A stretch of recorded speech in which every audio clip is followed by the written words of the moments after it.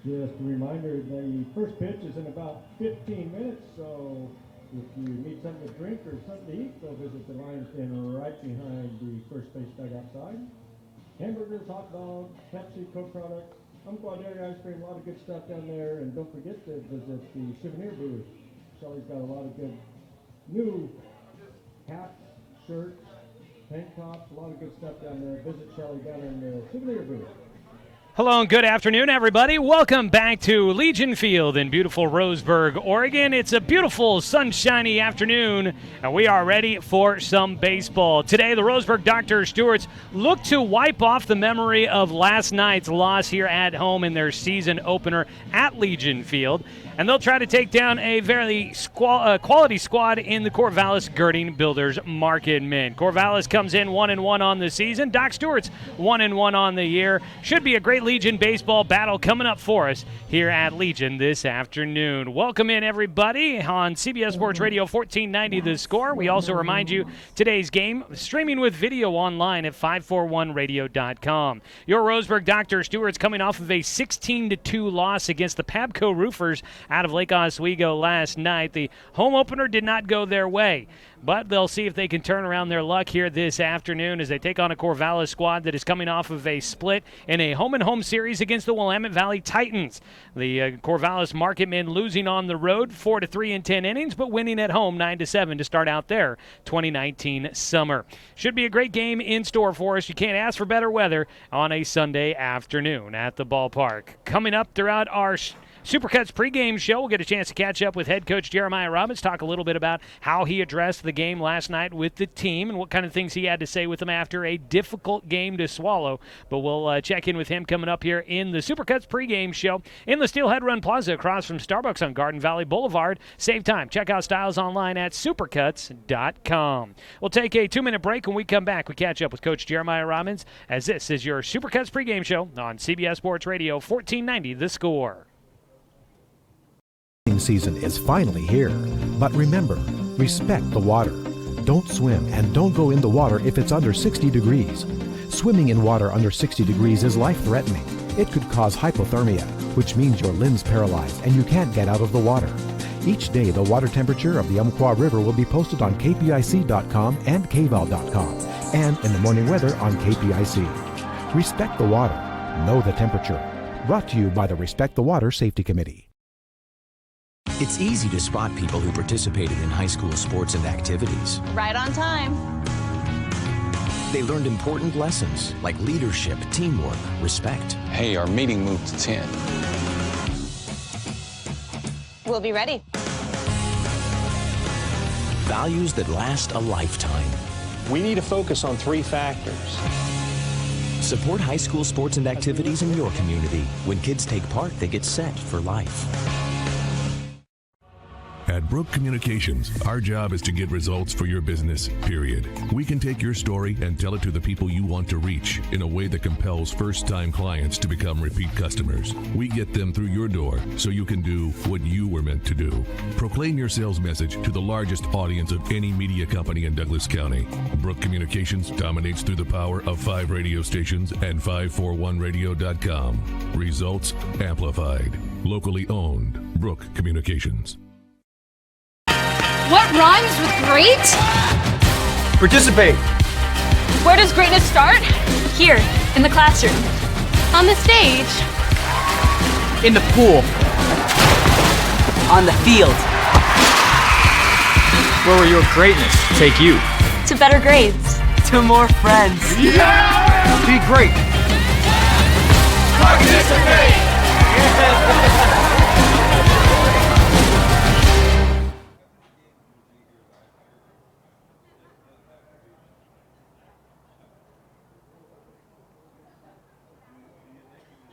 Back here with more of our pregame on CBS Sports Radio 1490 The Score, streaming with video online at 541radio.com. Doc Stewart's looking to bounce back after a tough one last night. Back here at home, taking on Corvallis. Changed to a single 9-inning game for us here today, and we get a chance to catch up with head coach Jeremiah Robbins here in the pregame show. And Coach, tough one last night. No way to really kind of sugarcoat that one. It was not the way you guys wanted to look out there on the field.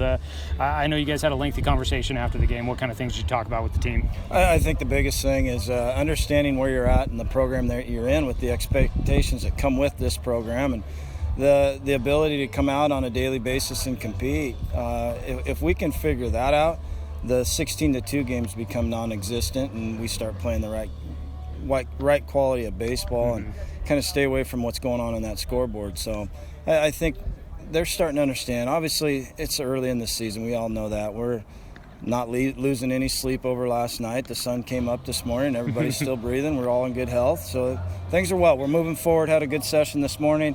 We definitely have some issues to address. Hitting-wise, 22 strikeouts in 16 innings. It's not going to fly. It's not going to get you very far through the season. So we've got to get some approaches instilled with these guys and just some energy too. The one thing that's kind of kicking us in the tail right now is there's just so much other stuff going on, and we haven't hit the flow of the season, and that will come hopefully next week once school's out and we got the tournament, and then we got back-to-back games after that. So it'll catch its flow and it'll start moving forward and calm down a little bit, and we'll get into some routines. Yeah, I was really thinking distractions right now can definitely get a team. You've got graduation, you've got into the school year, you've got guys that were playing state playoff games just a couple of weeks ago. So a lot that can really get into a team. And you talked about yesterday that this team has been a team in transition, but you feel like these guys they're starting to settle in. You get a different group in here today, and mixing and matching kind of guys maybe in some different positions too. How much does that kind of come into play with some early season kind of issues with just kind of finding a flow? I think it comes in big time. We've never been completely together as a team, but still, I'm not making excuses for yesterday, and I know you understand that too. But we just got to come out here and start playing the game right and playing it hard. And whoever the personnel is, that doesn't change. The bases are still 90 feet and the mound's 60 feet 6, so that shouldn't change our attitude and effort. So we've got to shore that up, and it'll calm down here probably here in the next 3-4 days, and we'll get the whole group together and really start moving forward.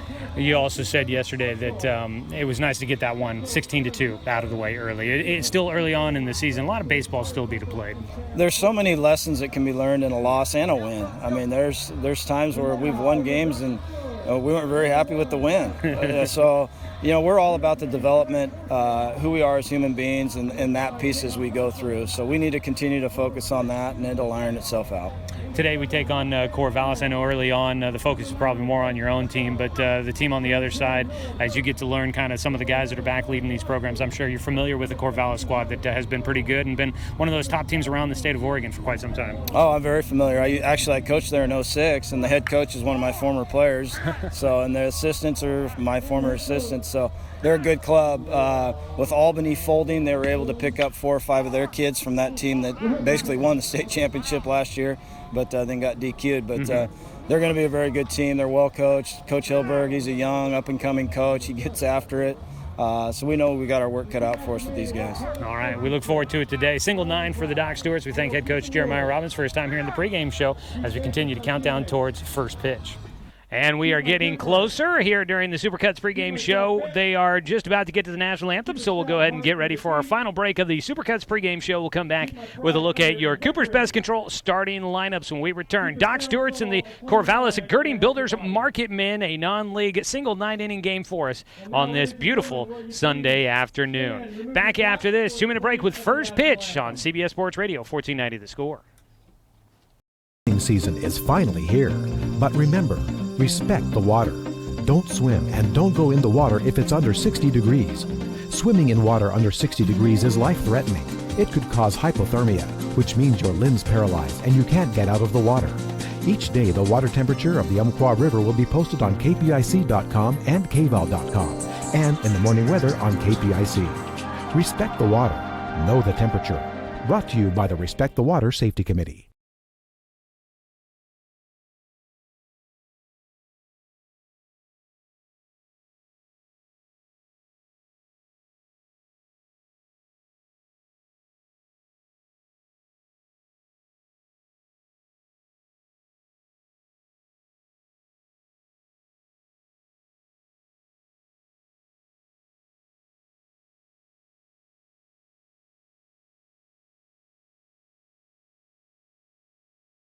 I am a nurse, a firefighter, a college student, a mother, and I am an American soldier. I will always be ready for every storm and disaster that threatens my community. I will always be there to protect my neighbors, my family, and my country.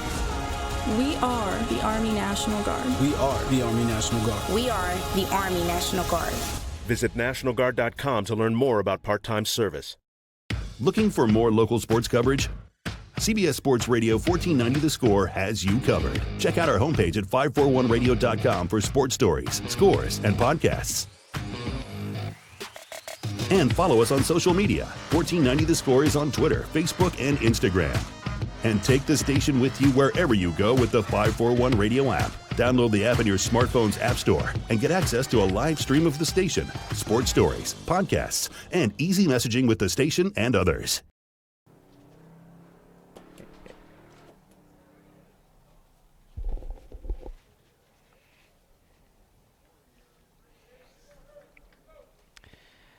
Doc Stewart's will take the field as they get ready to take on Corvallis. It's time to get you our Cooper's Pest Control starting lineups. Cooper's Pest Control and your locally owned bug assassins with great low rates. Give them a call at 673-0363. For Evan Hilberg and the Corvallis Girding Builders Marketmen, they come in 1-1 on the season. Leading things off will be shortstop Caleb Beach at the top of the lineup. The center fielder will bat second, Franklin Leonard. Cooper Hartzell at third base. He'll bat third, followed by the left fielder Taylor Holder hitting cleanup. Batting fifth and DHing today for the Marketmen is Walker Riney. He will be hitting for the starting pitcher Noah Greenblatt. The catcher Brooks Stearns bats in the 6 hole, followed by the 7-hitter Logan Crummel at first base. Starting in right field is Ryan Hall. He'll hit 8th, and rounding out the starting lineup is the second baseman Michael Slatter. That is a look at your Cooper's Pest Control starting lineup for the Corvallis Girding Builders Marketmen. For the Roseburg Dr. Stewart's, leading things off for head coach Jeremiah Robbins, and the 1-1 Docs will be shortstop Caden Johnson, coming off of a 3-for-3 day yesterday against Pabco. Batting second and playing in right field is Doran Gillespie. Catching today will be Spencer Six. He'll bat third, followed by first baseman Jonathan Stone, the recent graduate from Roseburg High School. Wasn't with the team yesterday for graduation. In center field will be Jet Black batting in the 5 hole. Hitting 6 and playing in left field is Casey Pettibone.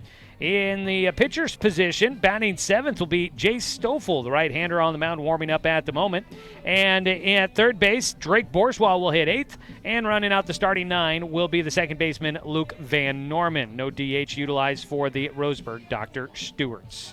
That is a look at your Cooper's Pest Control starting lineup. Cooper's Pest Control, your locally owned bug assassins. Give them a call at 673-0363. Leading things off will be Caleb Beach, the first-year player here on the Marketmen from West Albany High School, one of the transfers from the Mid-Valley Southpaws, I do believe, as head coach Jeremiah Robbins pointed out that no Mid-Valley Legion team this year, so they picked up a couple of players in Corvallis. First pitch from Jay Stoffel was outside, and now the second pitch fouled away. A 1-1 count for Caleb Beach leading things off. Beach from West Albany High School, graduating in the class of 2019. He'll get another strike against him. A 1-2 count now for the leadoff man. On the mound, Jay Stoffel for the Doc Stewarts. His second start of the season. He started the season opener as he misses low and outside here in the top of the first inning. Stoffel started the season opener and got the win. Went 4 innings as he misses low for a full count now against Beach. Went 4 innings against Medford, has a 1.75 ERA. The 3-2 pitch, high for ball 4 and a leadoff walk. Stoffel started outside the zone, worked his way back in, and he couldn't hang on, though, against Beach, who draws the walk. Yesterday, Doc Stewart's pitchers struggled with walks against Pabco roofers from Lake Oswego. Hopefully that's a trend that does not continue today. 1 on and nobody out. Franklin Leonard will back. The center fielder takes the first pitch for strike 1, a called strike by our home umpire. Franklin Leonard, the center fielder, that's a name that is familiar. 3rd year on this Corvallis Girding Builders Marketmen team. 2018 graduate from Corvallis. He squares to bunt. He does not offer, but it's called for strike 2, and that's the way to go there for Jace. Working ahead in the count, 0-2 against the 2-hitter.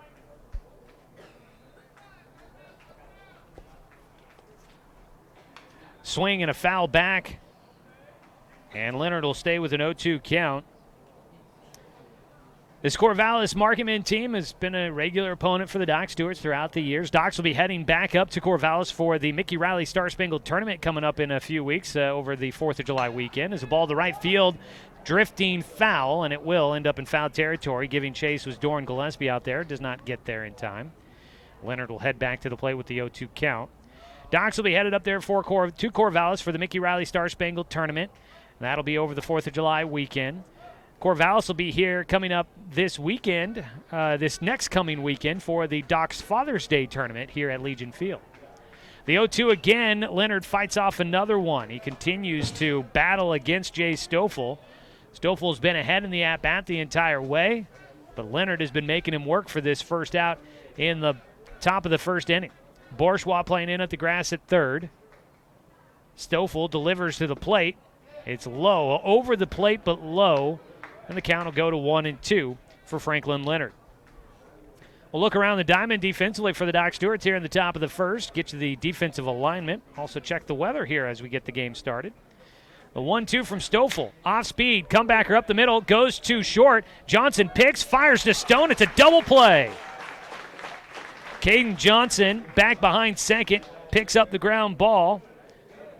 Steps on the bag at second to get Caleb Beach for out number one and fires to first. Jonathan Stone there to receive the baseball for the double play. Clears the bases, 2 down, and it'll be Cooper Hartzell that will bat. First pitch in for strike one against the left-handed batter, starting at third base. The 0-1 delivery, Hartzell fouls into the netting behind home. So quickly ahead of another batter here for Jay Stoffel, 0-2 count. Behind the plate, Spencer Six catching today. He had the day off behind the plate yesterday, but DH'd for the Doc Stewarts. He sets up outside. The 0-2 is just outside for a 1-2 count. Six behind the plate, out at first base, Jonathan Stone. Luke Van Norman at second. Caden Johnson at short, and Drake Bourgeois at third. In the outfield from left to right after this pitch. Check swing. He went around, and that'll be strike 3. The batter is out. So we'll get you the outfield here. Casey Pettibone in left, Jet Black in center, and Doran Gillespie in right. They all sprint back to the dugout as the Docs will come up in the bottom of the first inning. No runs on no hits, no errors, and nobody left on base for the Marketmen. It's scoreless after a half inning. Docs coming up to hit when we return on 541radio.com and on CBS Sports Radio 1490 The Score. At Brook Communications, our job is to get results for your business, period. We can take your story and tell it to the people you want to reach in a way that compels first-time clients to become repeat customers. We get them through your door so you can do what you were meant to do. Proclaim your sales message to the largest audience of any media company in Douglas County. Brook Communications dominates through the power of 5 radio stations and 541radio.com. Results amplified. Locally owned. Brook Communications. It's easy to spot people who participated in high school sports and activities. Right on time. They learned important lessons like leadership, teamwork, respect. Hey, our meeting moved to 10. We'll be ready. Values that last a lifetime. We need to focus on 3 factors. Support high school sports and activities in your community. When kids take part, they get set for life.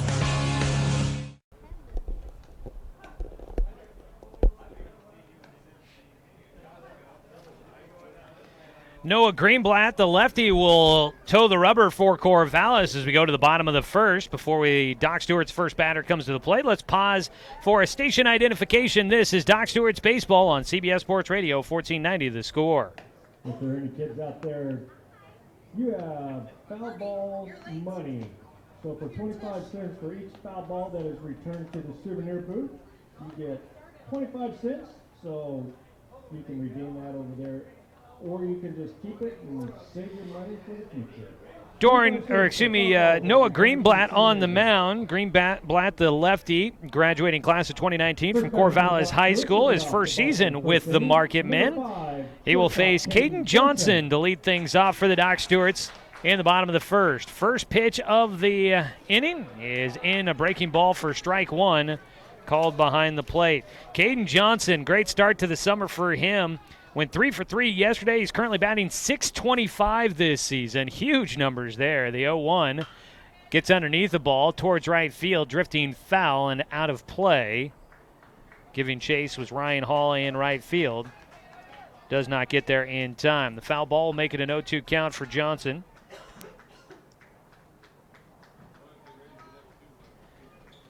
Facing a lefty yet again. Docs faced a lefty yesterday here at home. The 0-2 is inside.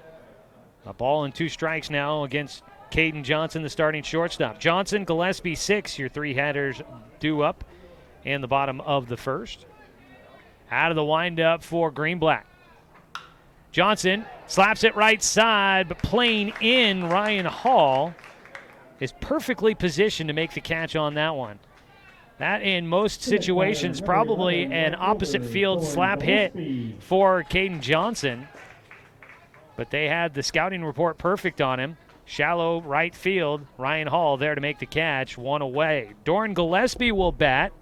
Gillespie starting in right field. He has had a tough start to the summer season, but this one in the air, out towards left field, going foul, giving chase the third baseman. A basket catch. Did he hang on? Yes.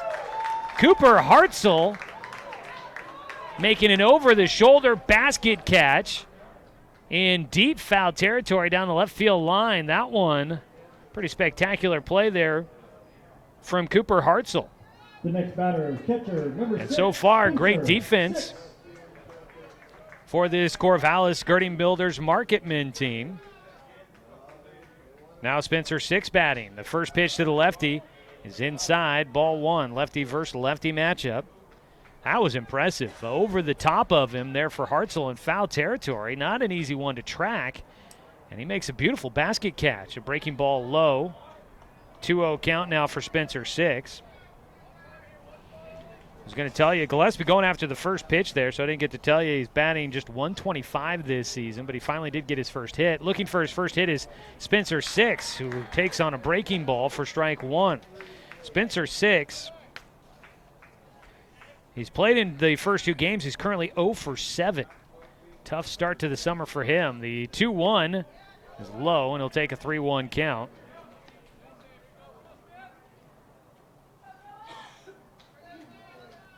Spencer trying to get back into his groove after the spring season where he was hitting very well. The 3-1 pulls it towards second base. And in front of it, Michael Slatter over to Logan Crummell for the final out. A 1-2-3 frame for the Corvallis Skirting Builders Marketmen defensively. No runs, no hits, no errors, nobody left on base for the Doc Stewarts. Through 1 inning of play, it's a scoreless ball game. We head to the top of the second in this 9-inning game on 541radio.com and on CBS Sports Radio 1490 The Score.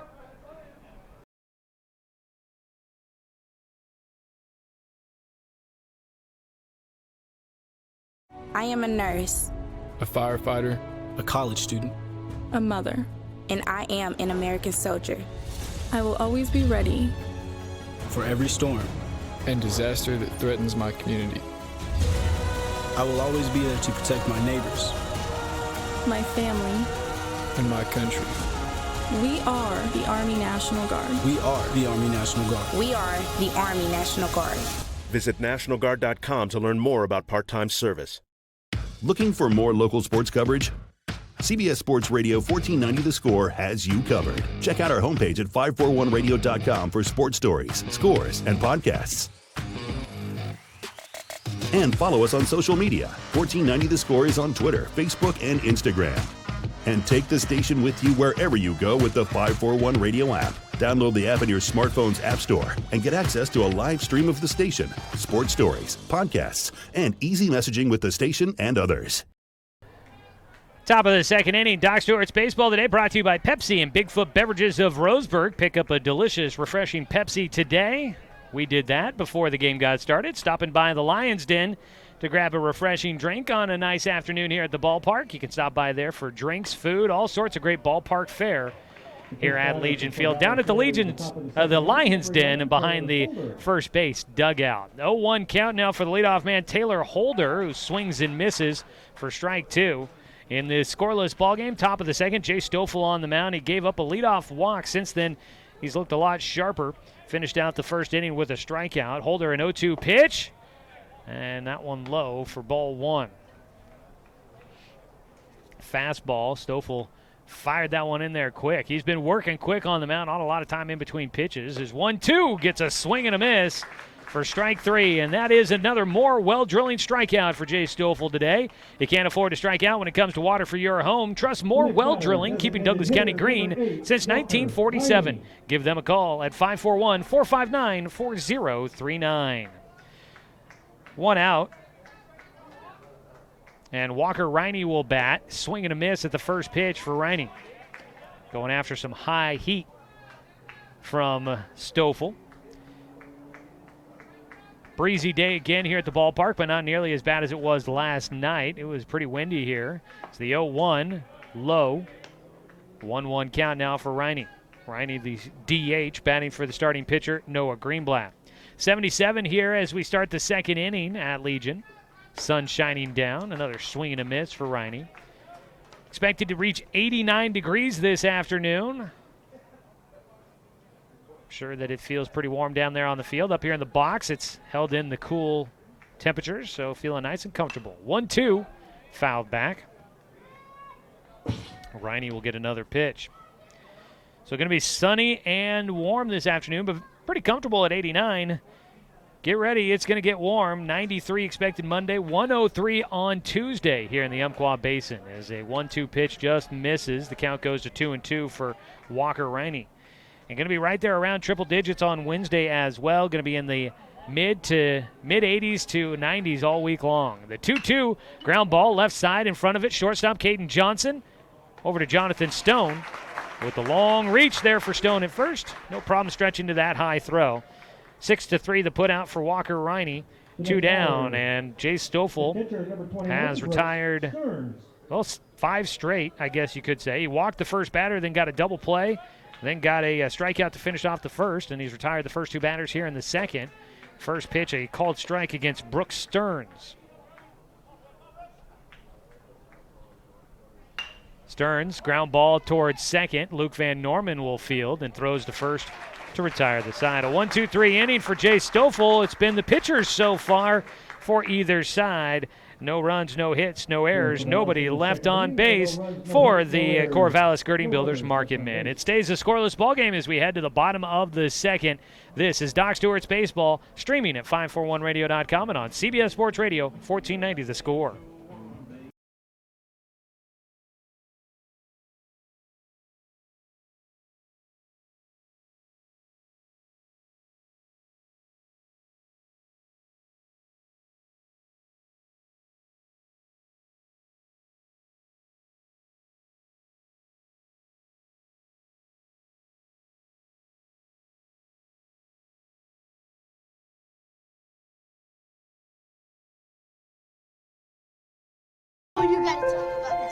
The innocence of youth. Is there anything any better? But soon they'll be in high school and facing all the same challenges you faced. How to make friends, how to fit in, how to be cool.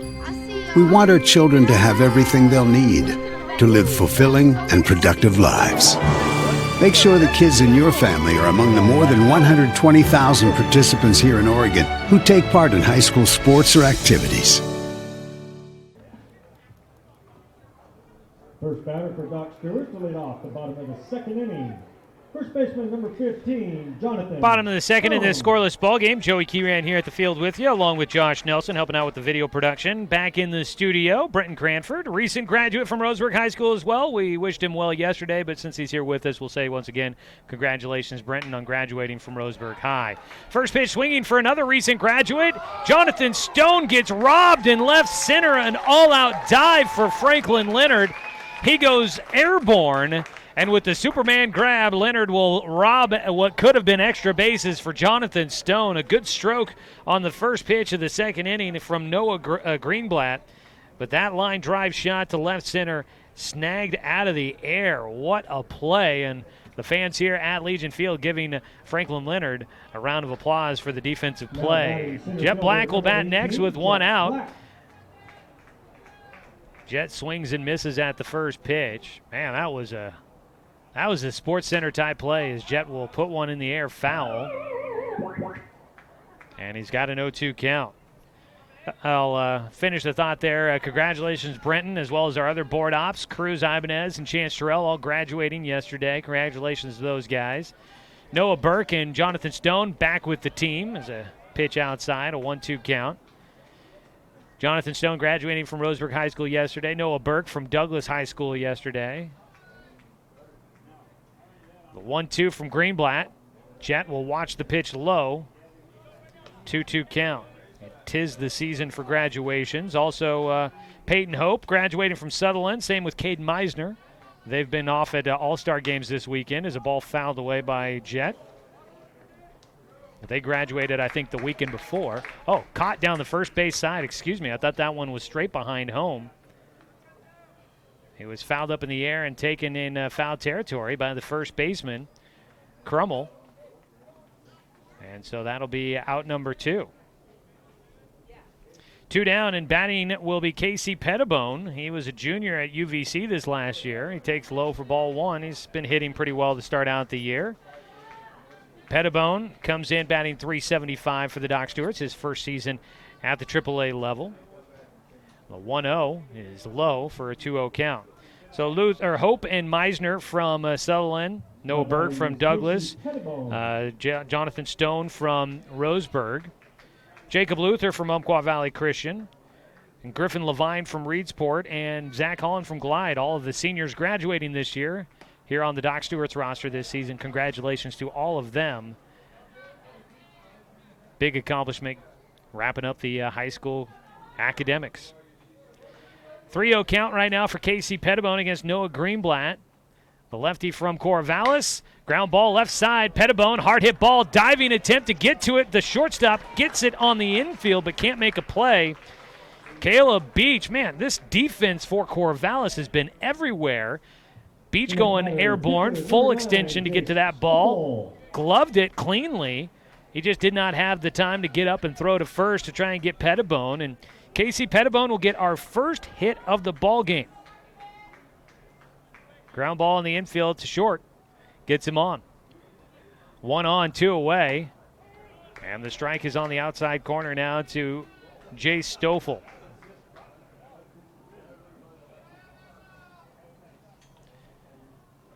Greenblatt, haven't seen a pickoff move from him yet. He delivers to the plate. Stoffel reaches for one up the middle. It'll be taken by the second baseman, Michael Slatter, covering some ground. The ball didn't have a whole lot behind it, and it took some time to get through the middle of the infield, covering behind second. Slatter will make the play and flips to second, where Caleb Beach will make the out of Casey Pettibone. That'll wrap up things here in the second. Docs get the first hit of the ball game, but they cannot cash in. No runs on 1 hit, no errors, 1 man left on base for the Docs. We're scoreless through 2 as we head to the top of the third. This is Docs Baseball on 541radio.com and on CBS Sports Radio, 1490 The Score. Season is finally here, but remember, respect the water. Don't swim and don't go in the water if it's under 60 degrees. Swimming in water under 60 degrees is life-threatening. It could cause hypothermia, which means your limbs paralyzed and you can't get out of the water. Each day, the water temperature of the Umpqua River will be posted on kpic.com and kval.com, and in the morning weather on KPIC. Respect the water. Know the temperature. Brought to you by the Respect the Water Safety Committee. What rhymes with great? Participate. Where does greatness start? Here, in the classroom. On the stage. In the pool. On the field. Where will your greatness take you? To better grades. To more friends. Yeah! Be great. Participate!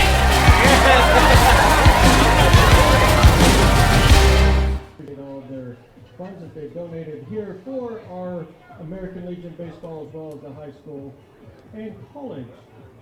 Not a lot of offense so far. Both pitchers doing well as we start the top of the third in a 9-inning ball game. Today's contest brought to you by Bimart. Score big at Bimart where you can get ready for your season for less. Scoreless game. Jay Stoffel on the mound fires, and Logan Crummell fouls it off in his first at-bat. Crummell, the first baseman. One of the 3 nice defensive plays in the actually 4 defensive plays in that bottom of the second inning for Corvallis, as Crummell will take low for a 1-1 count. had the all-out dive in center field for an out in the alley, left center alley. It's a pitch outside. The count goes to 2-1. Crummell had the catch in foul territory on a pop fly. Had to chase that one down. At shortstop, Caleb Beach made a nice diving stop to keep a ball on the infield. Couldn't make the play for an out, but still, nonetheless, a very nice defensive play. As another pitch low for Stoffel. The count goes to 3-1. And then the final play was Michael Slatter fielding one up the middle, backhand, and then flipped to second for the final out at the bag. 3-1, strike on the inside corner. It'll go to a full count now for Crummell. Logan Crummell from Corvallis High School, graduating this year, steps back into the box. The 3-2 pitch from Stoffel. Fouled off the hands, back into the netting.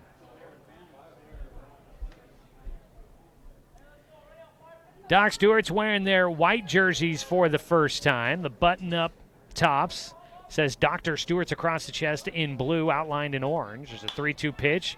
Fouled up in the air. Might be playable for Stone. He'll run up against the fence and run out of room. And again, we'll go with another 3-2 pitch for Logan Crummell. White tops, white trousers, numbers in blue on the front and the back, outlined in orange for the Docs. The blue socks and the blue caps. On the other side, it's the gold tops for Corvallis with the 3-2 pitch. Strike 3 called. Stoffel will get him looking, his third strikeout of the game. Don't strike out when it comes to water for your home. Trust more well drilling, keeping Douglas County green since 1947. One away, Ryan Hall, left-handed batter, right fielder, will bat next. The first pitch is a fastball for a strike. Ryan Hall from Santiam Christian High School and graduated in 2018 as he takes outside. Went to Corbin University last year, or during the spring, I should say. A 1-1 outside, and the count goes to 2-1.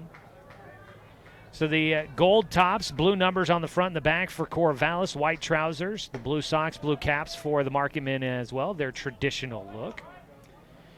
3-1 the count.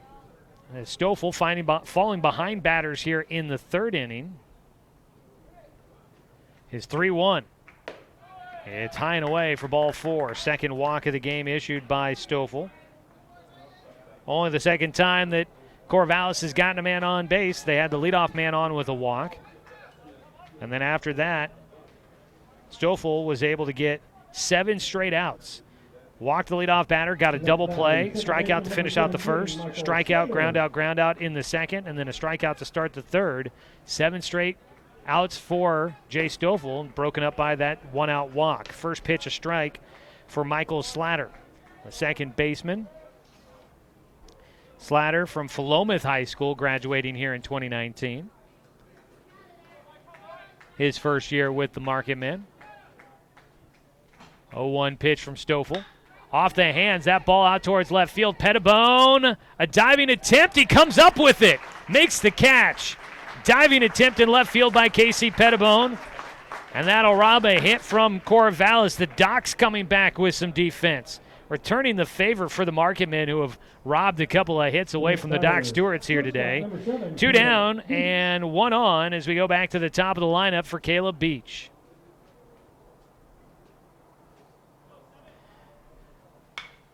First pitch swinging, Beach fouls it out towards the parking lot on the Stewart Parkway side. Wind blowing left to right across the diamond, sometimes blowing in, according to the American flag out in center. It swirls here when it's windy. The 0-1 fouled away again by Beach, and he falls behind 0-2 against Stoffel. Caleb Beach drew a walk to lead off the game against Stoffel. Jace looking to finish things off here in the third. The 0-2. Check swing in the dirt. Beach able to hold up. Limited roster again for the Doc Stewarts today because of all-star games and graduation stuff this weekend. The 1-2. Swing and a miss, and there's another strikeout for Jay Stoffel. His 4th of the game, and he will leave one man stranded on at first. Here in the top of the third, no runs on no hits, no errors, one man left on. We go to the bottom of the third inning, still scoreless between the Docs and the Marketmen. This is Doc Stewart's Baseball on 541radio.com and on CBS Sports Radio 1490 The Score. At Brook Communications, our job is to get results for your business, period. We can take your story and tell it to the people you want to reach in a way that compels first-time clients to become repeat customers. We get them through your door so you can do what you were meant to do. Proclaim your sales message to the largest audience of any media company in Douglas County. Brook Communications dominates through the power of 5 radio stations and 541radio.com. Results amplified. Locally owned. Brook Communications.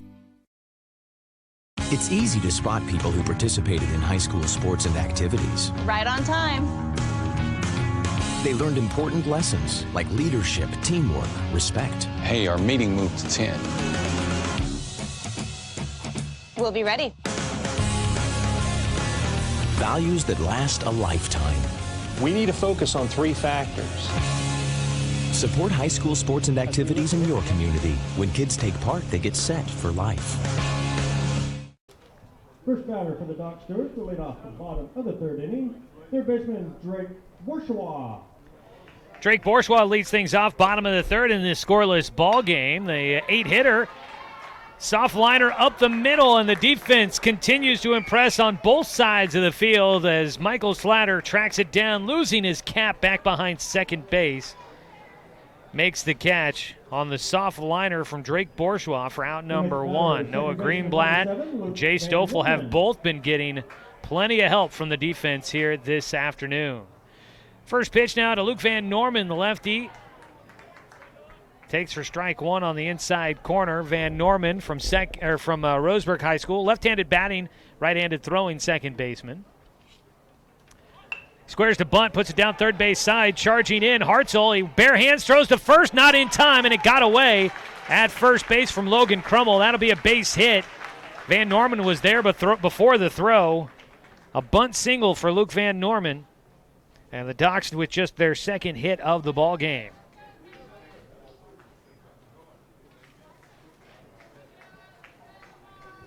Hartzell, nice job to run in and field with the bare hand. But his throw was low, and Crummell at first just couldn't scoop it with his stretch. 1 on, 1 away, and a first pitch strike against Caden Johnson. Docs with an infield single in the second, now a bunt single here in the third. Van Norman, his second hit of the season. That ball popped up in the air for Johnson. Shallow right field, tracking it. Slatter, wow. Twisting and turning to get to that baseball. I'm surprised he was able to get underneath it. He was twisting and turning. I'm not dizzy by that one. Gets underneath it for the second out. Now, if he had dropped it, that would have made for an interesting play. Because Van Norman was basically on first still as he throws over that direction. The throw gets away from Greenblatt to first. Van Norman will head to second. Throwing error from the pitcher. Puts a man in scoring position.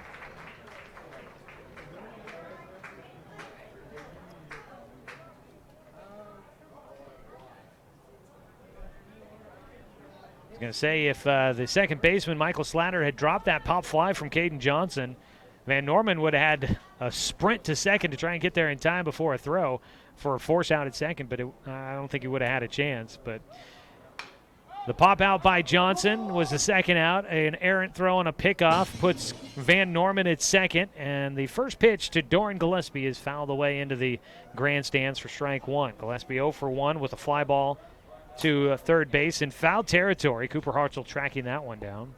0-1 pitch, off speed. He was out in front of it, off the end of his bat, fouled down the first base side. No balls, 2 strikes now for Gillespie. First runner in scoring position for the Doc Stewarts today. They're going to need a 2-out rally, though, to bring him around. The 0-2 pitch. Hard ground ball back up the middle into center field. They're going to wave Van Norman around the plate. Franklin Leonard's throw to the dish. The tag is applied, but the ball pops loose. And in to score will be Van Norman on an RBI single from Doran Gillespie. A hard ground ball right back up the middle. Van Norman scoring from second. I don't know if the tag was going to be in time, but the ball came loose anyways, and Van Norman gets in safely. Batter, catcher, Spencer, 6. And the Docs will take a 1-0 lead against Corvallis. Spencer 6 will bat with 2 down, and Gillespie on at first. Greenblatt's first pitch, high and inside for ball 1. Spencer grounded out to second base to end the first inning. Doc's getting some offense going here in what had been a pitcher's duel and a defensive battle. The 1-0. 6 got jammed, pops that one up. It'll head to the on-deck circle. Didn't even get into the netting there, but wasn't hit high enough for the catcher, Brooks Stearns, to get a chance to run to that baseball. 1-1 delivery coming up here for 6. And it beans him in the front hip. He'll toss away the bat. Unfortunately, tossed it to the wrong side of the field. Jonathan Stone will have to go and pick that one up. Beanball, first hit batter of the ball game.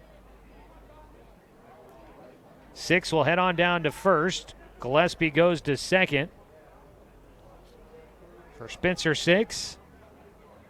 That is the second time he's been beamed this season. Just the third game of the year for both of these teams. First pitch now for Jonathan Stone is in the dirt. Stone got robbed of a hit in left center. Franklin Leonard with the complete layout in left center to rob a hit to lead off the second inning for Jonathan Stone. We'll see if Stone can get on another one here. The 1-0 pitch.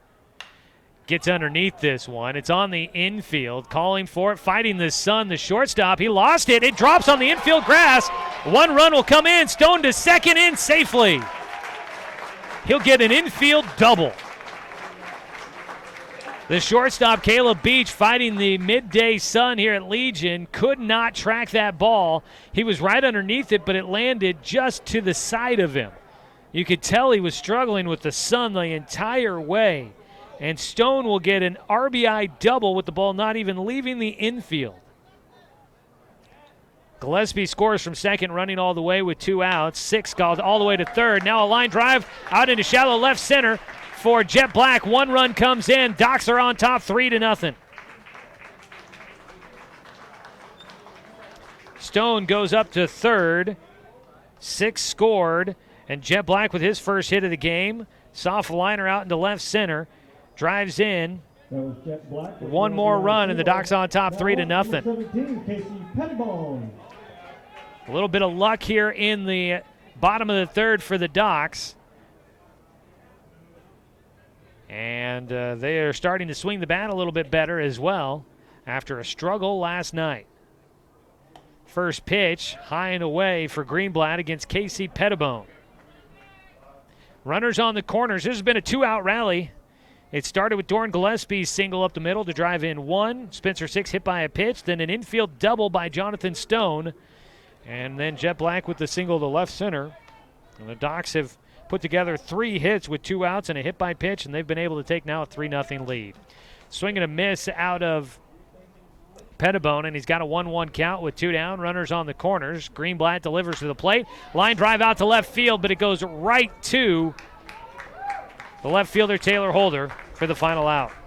Pettibone hit it nice, just right at the defender.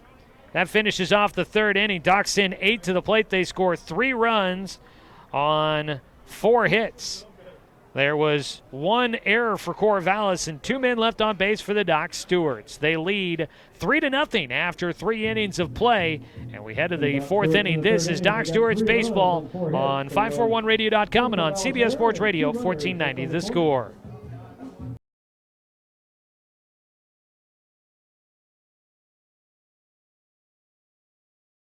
I am a nurse, a firefighter, a college student, a mother, and I am an American soldier. I will always be ready for every storm and disaster that threatens my community. I will always be there to protect my neighbors, my family, and my country. We are the Army National Guard. We are the Army National Guard. We are the Army National Guard. Visit nationalguard.com to learn more about part-time service. Looking for more local sports coverage?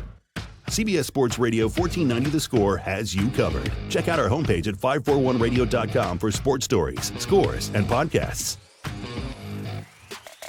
And follow us on social media. 1490 The Score is on Twitter, Facebook, and Instagram.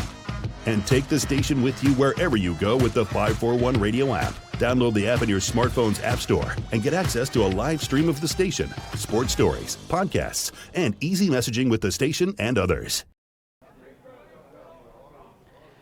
Top of the fourth inning, a 9-inning contest. Docs now leading at 3-0 after the big bottom of the third. Jay Stoffel on the mound for his fourth inning of work. Fires a breaking ball in for strike one against Franklin Leonard. Leonard will take low and outside for a 1-1 count. Docs baseball today brought to you by Cruz Farms Market, now open for the season. Don't forget the pie. A 1-1, Stoffel, ground ball chopper, third base, fielded by Bourgeois. And he's got plenty of time to fire over to Jonathan Stone for out number one. Well, this Corvallis team is 1-1 on the season, played 2 games against the Willamette Valley Titans. They lost in 10 innings in the season opener for both teams,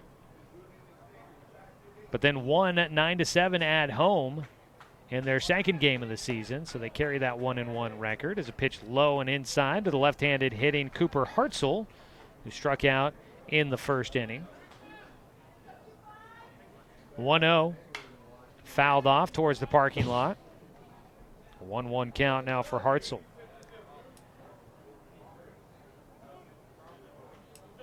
Docs will there. This is just the beginning of a lengthy home stretch for the Doc Stewarts. This is a 1-1 pitch for Hartzell, taken for strike two, right at the knees on the outer half.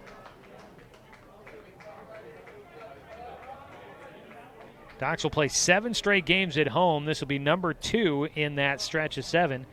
Now, 4 of those games will be part of the Docs tournament coming up next weekend. Ground ball, third base side, just foul. Just hopped into the foul territory as it goes by the bag. That'll be, it was already a 1-2 count, so it stays 1-2. Right down the chalk line, almost fought that off, just could not quite keep it fair.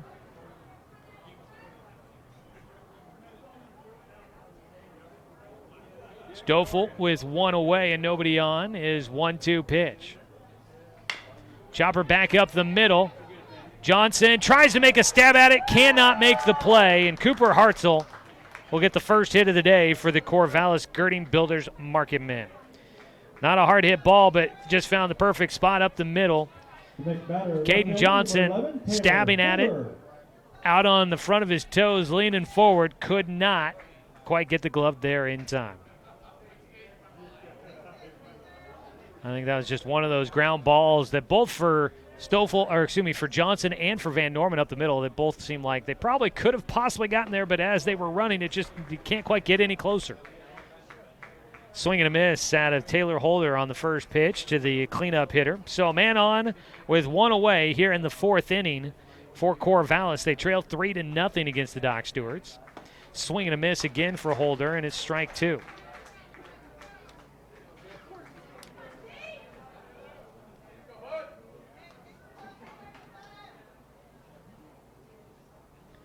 The 0-2 pitch for Stoffel. Looking for another ground ball for a double play. He's already gotten 1 today. Doesn't need it there. Swing and a miss. Throw to first. Not in time. Hartzell back in safely. Swing and a miss. It's another strikeout for Jay Stoffel. 5 now as he is through 3 2/3 innings. Walker Rainey will bat. 0 for 1 for him as he grounded out to short his first time up.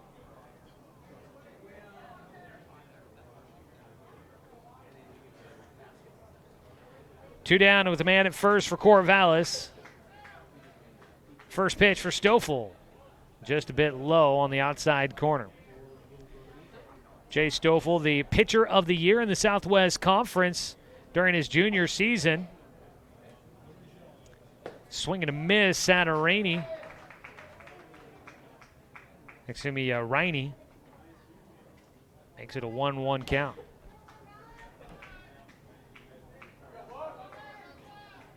Time called before the next pitch. I think time called by the umpire. 1-1 with Hartzell on at first. Stoffel delivers in. That ball up in the air, fouled away. A ball and 2 strikes. So the Doc Stewarts have a lengthy home stretch here. They'll be taking on Medford for a second time this season. 2 non-league games against Medford before the 2 teams ever meet in the league season. Doc started out the year with a 6-3 win on top of the Mustangs. The 1-2 pitch. Outside, blocking it. 6 will keep it in front of him.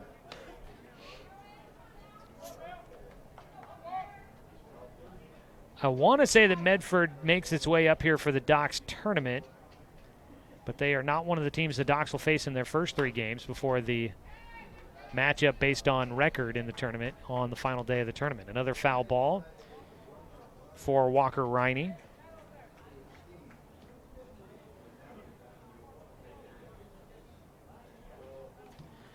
Two-two count. Riney has been battling here against Stoffel. The 2-2 is foul tipped and just off the edge of the glove for Spencer 6.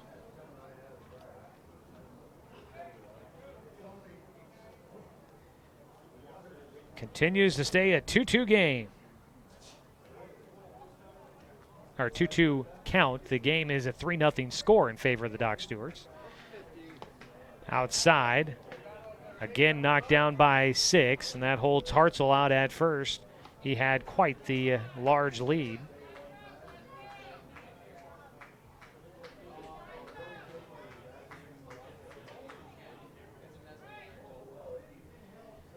Full count here with 2 down. Runner at first should be going on the pitch to the plate.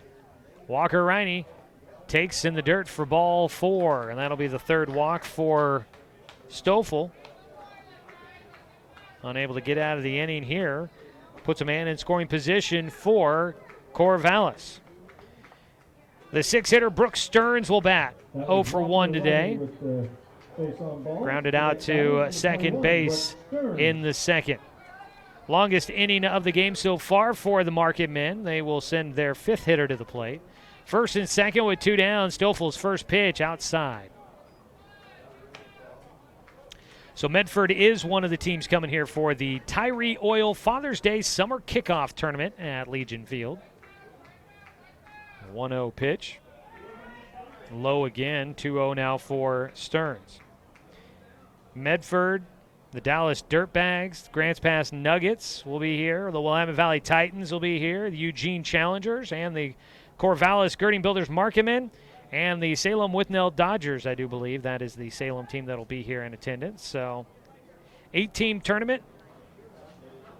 The first 3 days, Thursday, Friday, Saturday next week, are all determined those matchups. And then based on how you played, you get set up for the championship day on Sunday. 2-0 pitch here for Stoffel. Line drive shot gets over the top of Luke Van Norman into right center. That ball's going to roll a little ways. At least 1 run coming in for Corvallis. They send in a 2nd runner to the plate. He'll score standing up.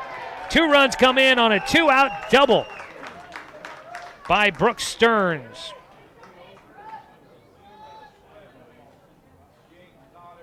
Stearns, that shot found the alley in right center, and in the dry outfield grass, that rolled pretty well, trying to chase it down as fast as he could. Number 5, first baseman Logan Crummell. Doran Gillespie out there, Jet Black. Good speed from both of those guys. It just took them a while to get there in time. Walker Riney scores from first. And scoring from second was Cooper Hartzell. It's 3-2. Corvallis battling their way back into this one. First pitch for Logan Crummell fouled away.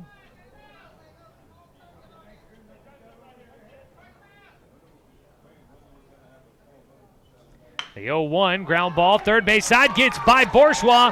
Game-tying run heading to the plate. Stearns will score. The throw will get cut off at third. In with a double is Logan Crummell. Corvallis battles back after giving up the lead in the bottom of the 3rd. They come back and they tie it up here in the 4th with 2 outs. That ball sharply hit down the third base side. The next batter, number 4, Crummell with his first hit drives in the game-tying run. Back-to-back doubles for Corvallis. First pitch called strike now for Ryan Hall. Bottom of the lineup coming up big for Corvallis. Back-to-back doubles by the 6 and 7 hitters. The 0-1 swing and a miss for strike 2 against Hall, who walked in the third. Tied at 3 now. 3 hits in the 4th inning. Corvallis battles back in. A pitch outside. The count will go to 1-2.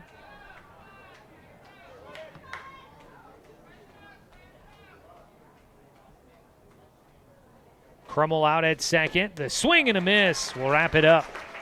Another strikeout for Jay Stoffel, his 6th of the ball game. But here in the top of the 4th inning, the Corvallis Girding Builders Marketmen send 7 hitters to the plate. They scored 3 runs on 3 hits, no Doc Stewart errors, and 1 man left on base. We will come back for the bottom of the 4th. This is Doc Stewart's Baseball, streaming at 541radio.com and on CBS Sports Radio, 1490 The Score. One runner left on.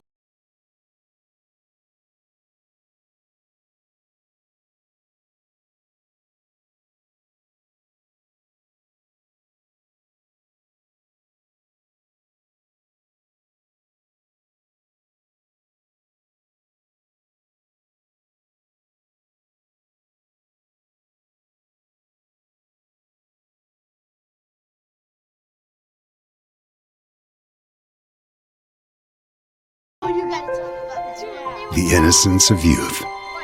Is there anything any better? But soon they'll be in high school and facing all the same challenges you faced. How to make friends, how to fit in, how to be cool. We want our children to have everything they'll need to live fulfilling and productive lives. Make sure the kids in your family are among the more than 120,000 participants here in Oregon who take part in high school sports or activities.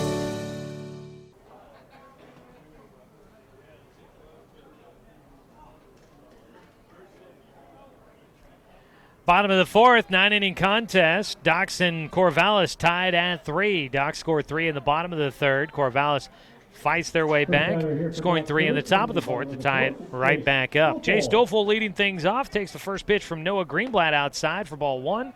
And Greenblatt with the fastball missing outside for ball 2. Today's game brought to you by Cascade Community Credit Union, belong to Douglas County. 2-0 delivery for Stoffel. Strike on the outside corner. Jace is 0 for 1 in the ball game. Fielder's choice in the second, as the final out was made at second base. 2-1 delivery. Just outside and low, 3-1 the count. So Noah Greenblatt has given up 5 hits in the ball game. Jay Stoffel, his counterpart at the plate, has given up 3, all of them coming in the 4th. 3-1 is high for ball 4. A walk issued. And for Greenblatt, The next batter, number 3, that is his first walk. He has hit a batter. That's the first walk he has issued. 1 on, Drake Bourgeois will bat. He squares to bunt, offers and misses for strike 1.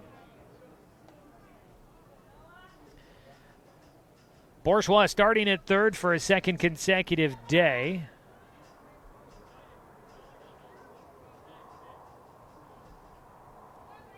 The 0-1 pitch to him.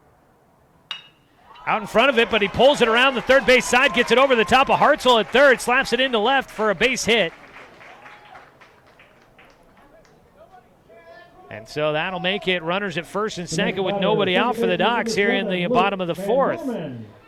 That just might be, let's take a look-see, Drake Bourgeois, first hit of the season for him. Comes in his 2nd at-bat. 6 hits in the ballgame now for the Docs. Bourgeois in at 1st, Stoffel out at 2nd. Luke Van Norman bats now. He reached on a bunt single in the 3rd, eventually scored the first run of the Docs for the Doc Stewarts. Squares to bunt late, pops it up back to the netting behind home for strike 1.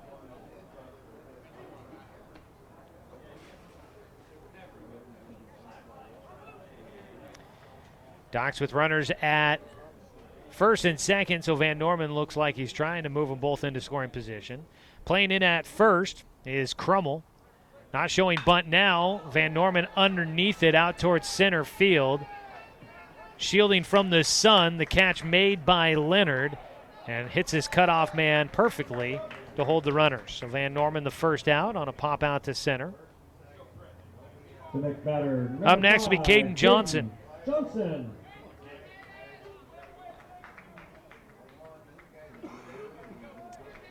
Johnson 0 for 2 in the ball game after going 3 for 3 last night. So his .625 average is going to come down a bit. Looking for his first hit, though. Tried to call time, and he will get the credit. Threw the hand up there real quick, but then threw it back on the bat because he wasn't sure if he was going to get the time called. And on the mound, Greenblatt was just about to go into his motion. So no pitch on the first one. We'll do it again here. First and second with one away. The first pitch, swinging. Johnson fouls it up behind home, and it'll end up on the roof. And out of play for Caden Johnson.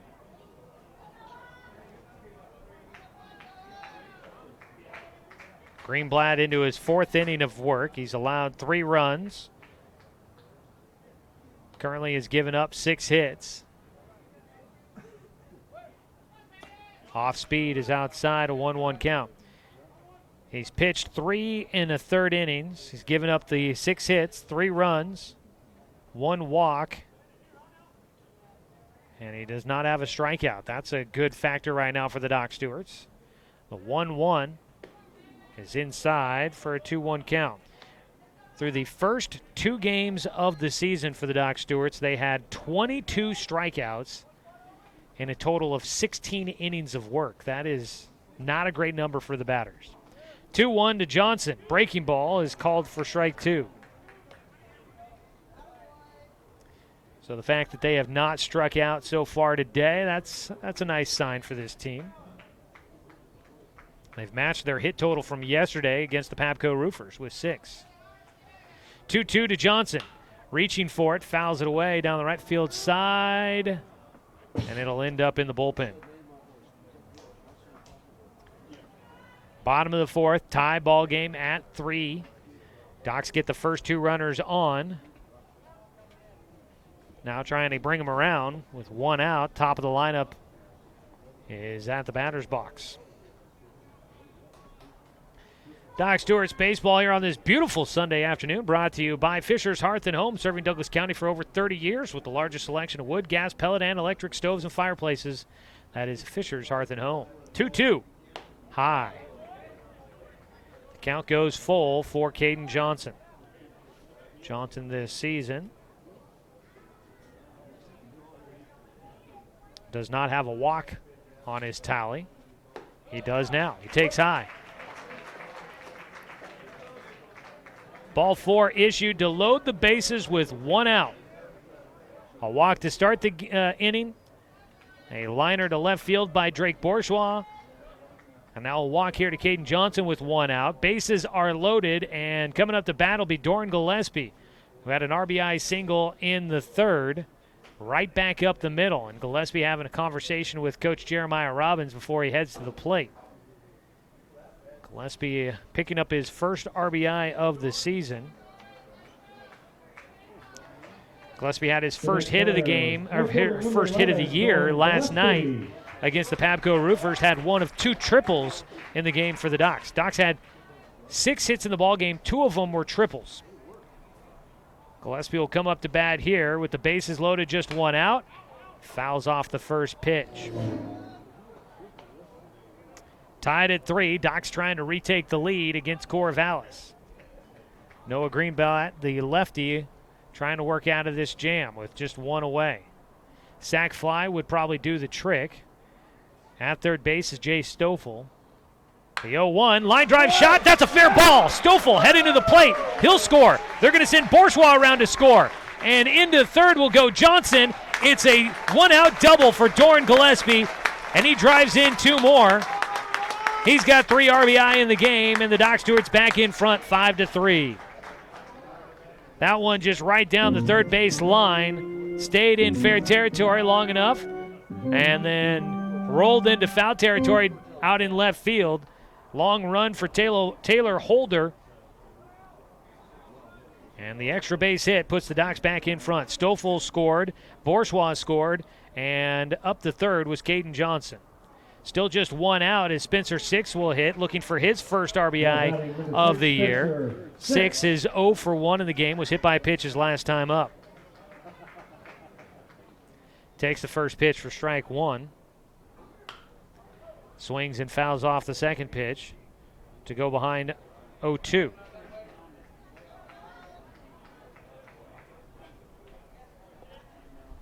Spencer Six, not sure what the issue might be, but it's been a tough start to the summer for him. The 0-2 pitch, high for ball one. During the spring season, Spencer Six,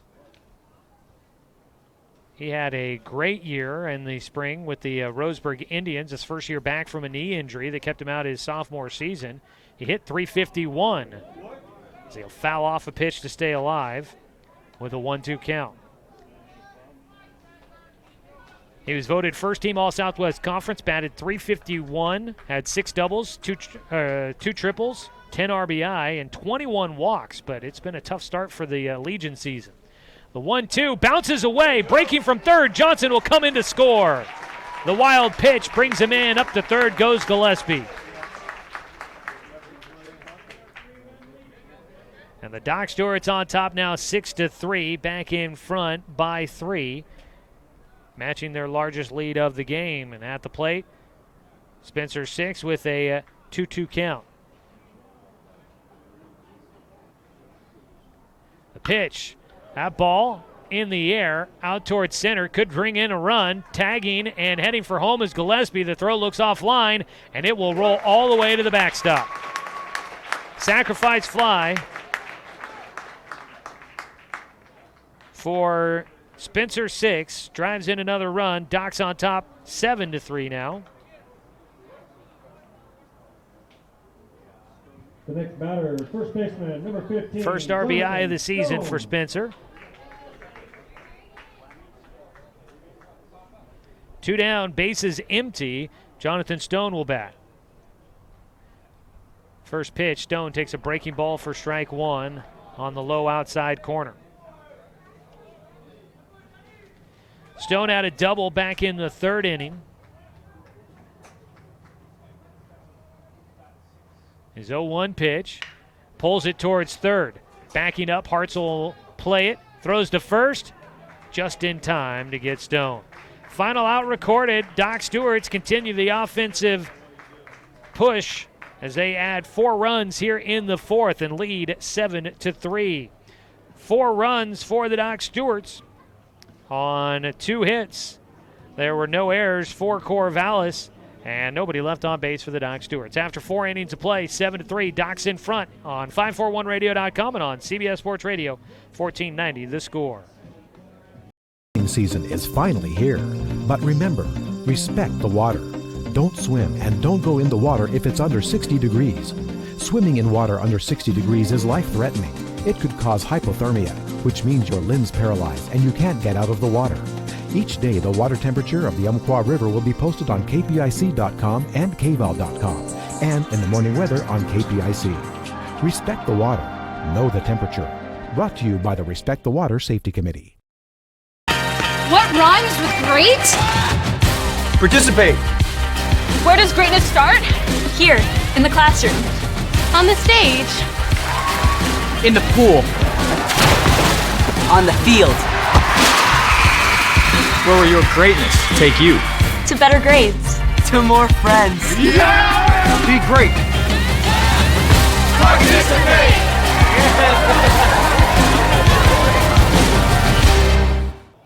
6966027, lines in basket, certificate up here at the press box.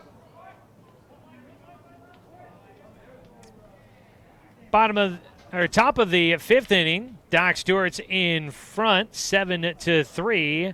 Today's game brought to you by Chuck Swarm and Family Auto Repair. Are you ready to go where life takes you?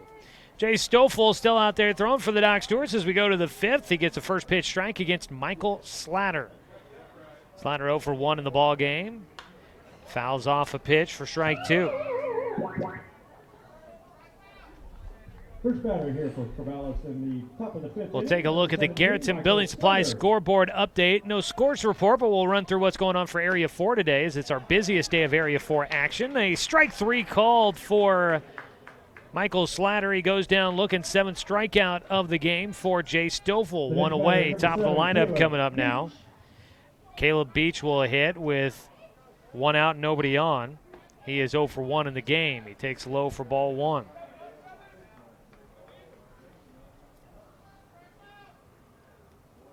The 1-0 pitch. Strike 2.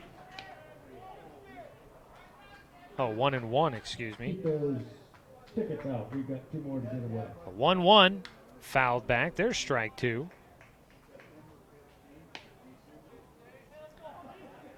Top of the 5th. Doc's in front. Strike 3 called. And Jay Stoffel is just wheeling and dealing. Going down looking, his 2nd strikeout of the game for Caleb Beach. 2 down, 8 punch-outs in the game for Jay Stoffel. Don't strike out when it comes to water for your home. Trust more well drilling, keeping Douglas County green since 1947. First pitch in the dirt now to Franklin Leonard. Leonard is 0 for 2 with a pair of groundouts to the left side of the infield.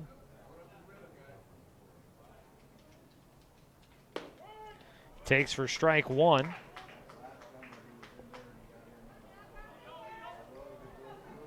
Stoffel trying to get back on track after giving up 3 runs and 3 hits in the 4th. There's a big cut out of Leonard. He wanted all of that one, gets none, and he's got a 1-2 count.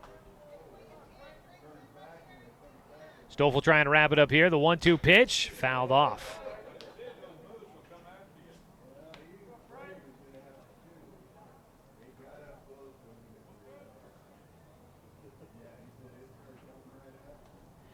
The 1-2 delivery. In the air, foul territory. Stone trying to see if it's playable. He'll chase that one. It goes into the bullpen, though. Gave it a long run. I almost thought they might have a chance of getting to it. But Stone, Van Norman, and Gillespie, none of them able to get there in time.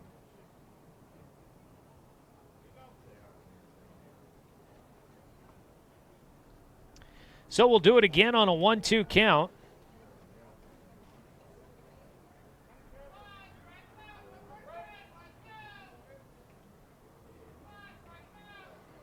Stoffel's pitch, swing and a miss, and there it is. That'll wrap it up. Strikes out this side, and Jay Stoffel now with 9 punch-outs through 5 innings of work.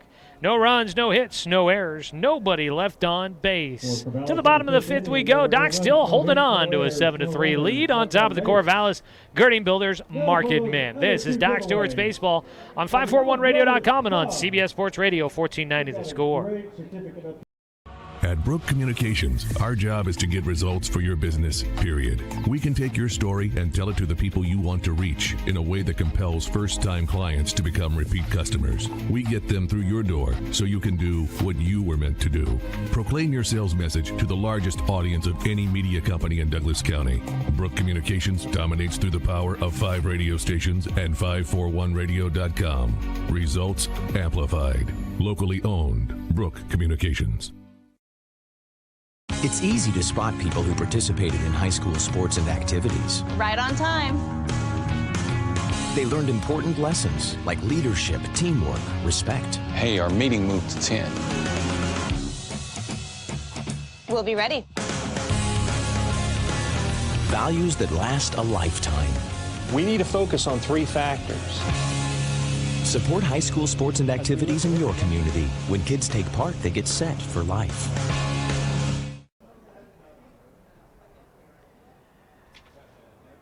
Bottom of the 5th inning, Doc's leading 7-3. Joey Kieran here with you, along with Josh Nelson, who will have a look at some of the Garrettson Building Supply scoreboard update for you here in a moment. Leading things off for the Doc Stewarts, Jet Black. Check swing, he's able to hold off. Takes for ball 1. Pitch in the dirt from Noah Greenblatt. Will go to a 2-0 count for Jet, who is 1 for 2 in the ball game. Had an RBI single in the 3rd.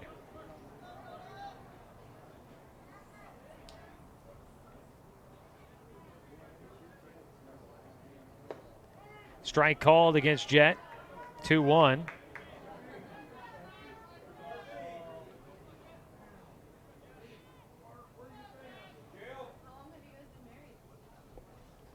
A 2-1 pitch.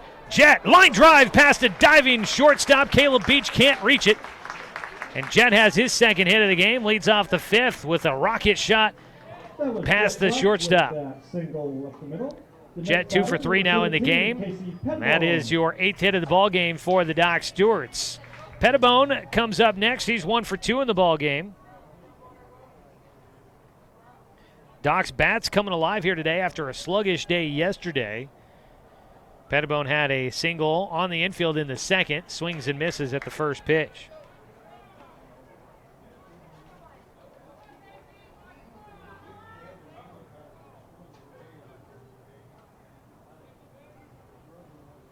The 0-1 coming up here for Pettibone with Jet on at first. He'll get back quickly to the bag as a pitch high and away.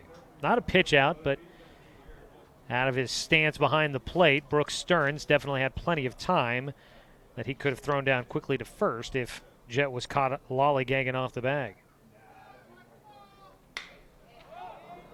This ball in the air out to right field, charging in and making the play. Ryan Hall will make the catch. Hall in on a sprint. Jace Stoffel. 2 down.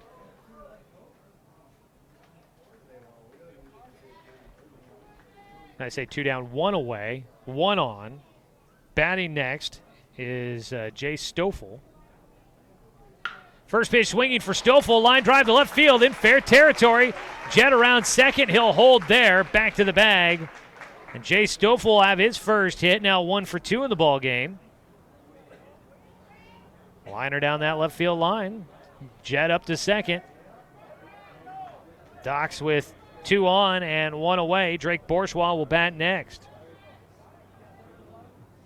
The next batter, third baseman number 3, Drake Bourgeois. Up next, Bourgeois is 1 for 2 at a single in the fourth. Came around to score a run. Low and outside.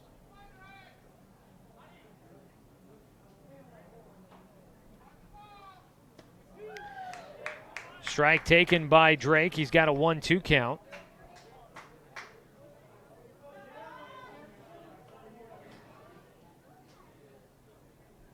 One away with runners at first and second. 3 bases are loaded with 1 away, and Luke Van Norman will come up to hit. Now batting number Van 7, Norman is Luke 1 for 2 with a bunt single back in the third.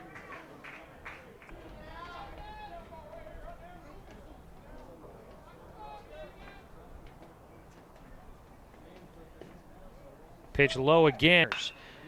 Van Norman lifts one in the air out to shallow left field. Could be misplayed. It'll drop in for a base hit. Misplayed in left again as Holder will fire to third. Not in time. If he picks that up cleanly and is able to throw back immediately, he might get a force out at third on Jace Stoffel because it looked like a ball that could have been caught, but he bobbled it in left field, and that allowed enough time for Stoffel to get to third after thinking that he would have to tag up. Scoring was Jet Black easily. A run in for the Docs. They lead 8-3. Bases still loaded with 1 out, and a base hit there for an RBI for Luke Van Norman.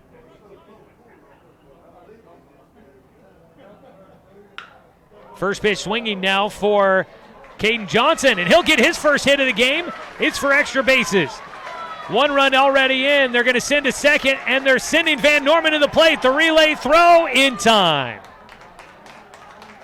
It's a double for Caden Johnson. It drives in 2, and Van Norman out at the plate for the second out. 7-5-2, the put out for Van Norman. 2 away. Stoffel scored. Bourgeois scored. And Caden Johnson with a number 11, double to drive in 2 more runs. His first hit of the ball game. Docs now on top 10-3. It's the first pitch low for ball 1 against Doran Gillespie.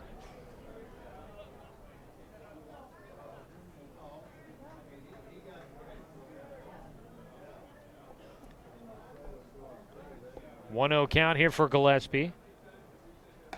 outside.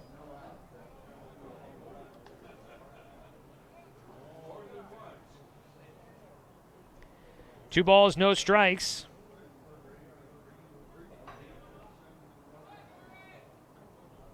Gillespie had a double his last time up. He's drove in 3. He goes opposite side.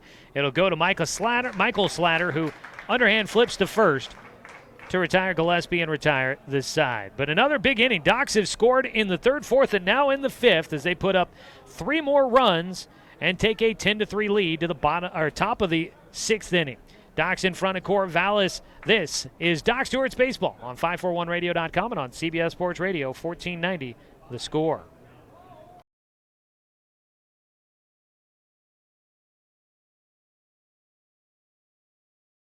I am a nurse, a firefighter, a college student, a mother, and I am an American soldier. I will always be ready for every storm and disaster that threatens my community. I will always be there to protect my neighbors, my family, and my country. We are the Army National Guard. We are the Army National Guard. We are the Army National Guard. Visit NationalGuard.com to learn more about part-time service. Looking for more local sports coverage?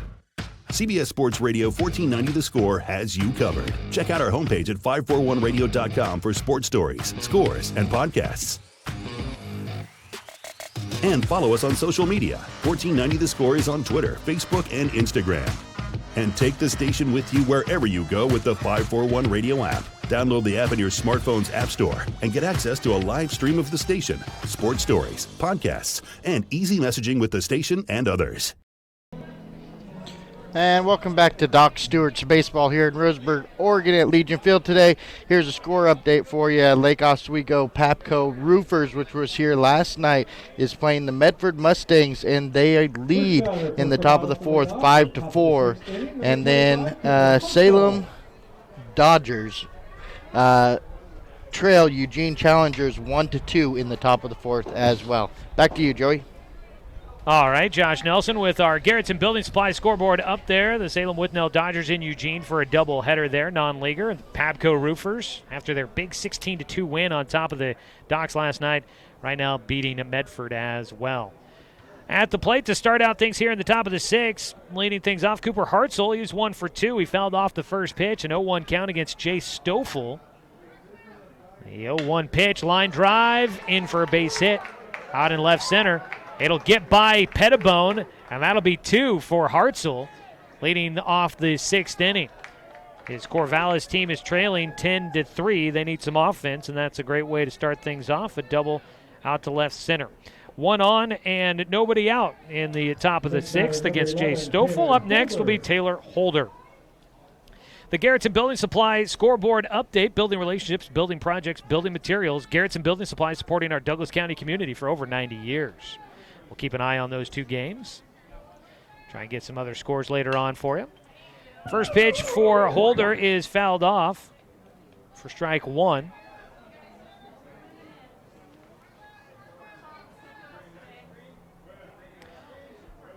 Hartzell had the double. Holder is 0 for 2. Hartzell's out at second right now. Taylor Holder has struck out twice against Jay Stoffel. He swings and misses for strike 2. Stoffel with 9 strikeouts through 5 innings so far. So 9 of the 15 outs have come thanks to Jay Stoffel's arm. His 0-2 pitch to Holder, trying to get the three-peat just low. A ball and 2 strikes against Holder. No action in the Docs bullpen. There is a righty warming up in the bullpen for Corvallis. We'll check on him. The 1-2 swing and a miss. For strike 3, Holder will go down his 3rd strikeout of the game. 10 for Jay Stoffel now. And there's 1 away here at the top of the 6th. Batting next will be Walker Riney. Hitting with 1 out and 1 on. Riney is 0 for 1 in the game.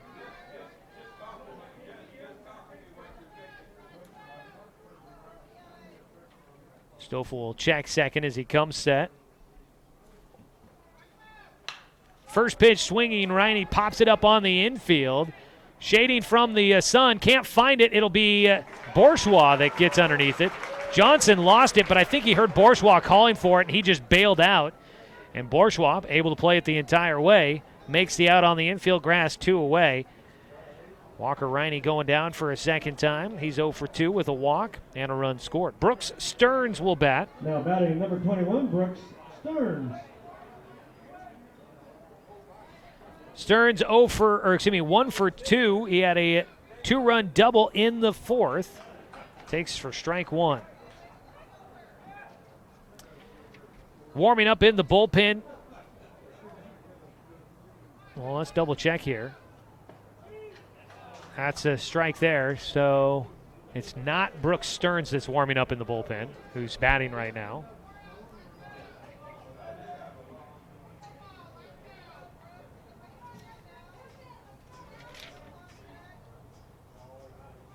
Oh, 2 pitch coming up. And a swing and a miss. That's strike 3. That's out number 3. And it's strikeout number 11 for Jace Stoffel. Doc Stewart's keep him off the board in the 6th, despite a leadoff double by Cooper Hartzell. And they lead 10-3 as we go to the bottom of the 6th inning. 9-inning contest. There's still plenty of ball to be played for the Corvallis Girding Builders Marketmen. Back after this with the bottom of the 6th. Doc's on top by 7 on CBS Sports Radio, 1490 The Score.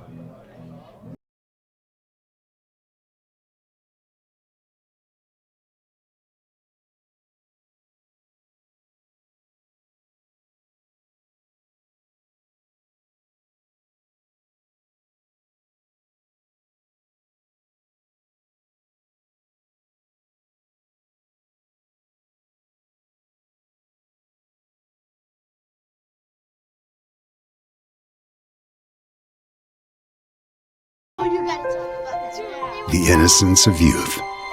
Is there anything any better? But soon they'll be in high school and facing all the same challenges you faced. How to make friends, how to fit in, how to be cool. We want our children to have everything they'll need to live fulfilling and productive lives. Make sure the kids in your family are among the more than 120,000 participants here in Oregon who take part in high school sports or activities.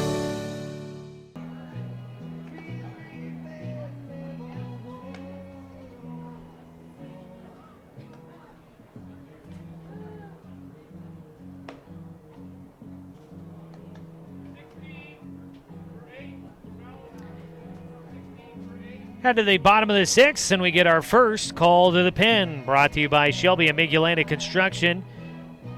Shelby and Migulana Construction, your local leaders for any project, big or small, 30 years of quality, affordable work. Call Shelby and Migulana or visit their website, webuildhouses.com. New man on the mound is going to be Ryan Hall, who moves in from right field.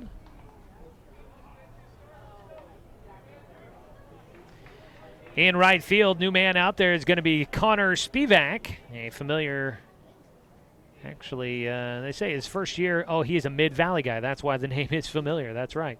Connor Spivak, first year on this Corvallis team. And they also bring in a new man behind the plate. It'll be Ethan Vandelinder, who will take over behind the plate for Brooks Stearns, who struck out to finish off the top of the 6th. First batter for Doc Stewart to lead So off. you got Vandelinder behind the plate and Spivak in Spencer 6. right field. And Ryan Hall takes over on the mound for Noah Greenblatt. We'll get you the numbers on Greenblatt in a moment. As leading things off, Spencer 6 will stand in. He is 0 for 1 in the game, a hit by pitch and a sacrifice fly for him. He takes for a 1-0 count.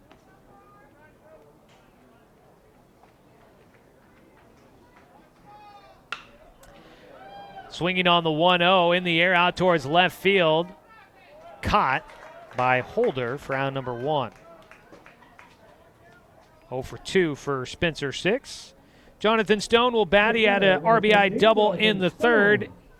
Kind of a cheap one, though. It was on the infield grass and lost it in the sun was Caleb Beach. The shortstop couldn't make the catch. Everybody was running with 2 outs, and it allowed a run to come in and Stone to get the second. First pitch to him here. He'll take a breaking ball for strike 1.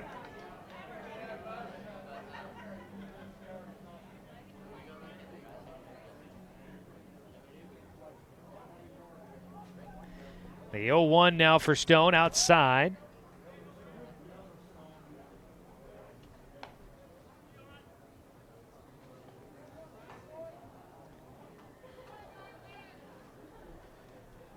One.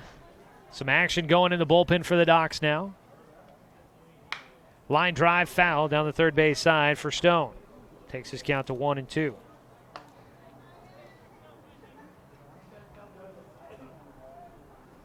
think that's Drake Bourgeois down there throwing.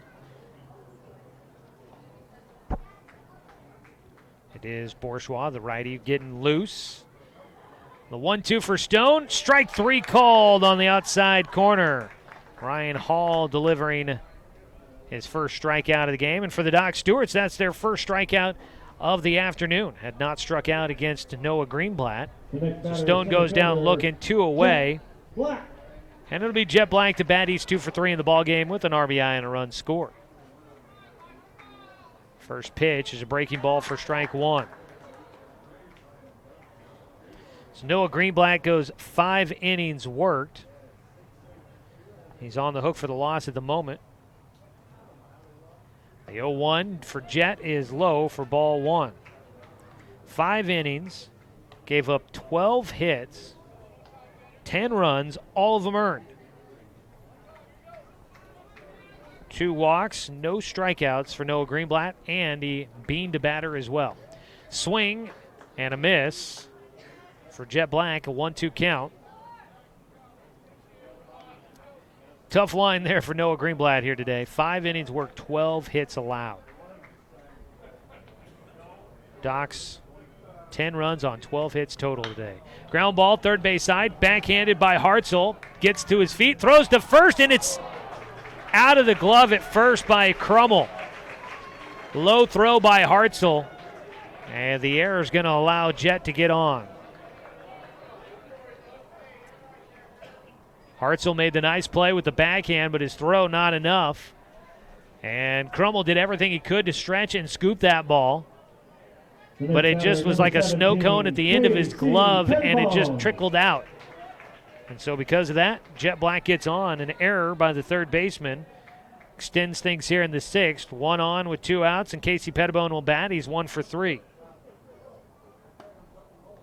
Pitch outside behind the plate. The new man, Van de Linder, sliding to his right to scoop that one up.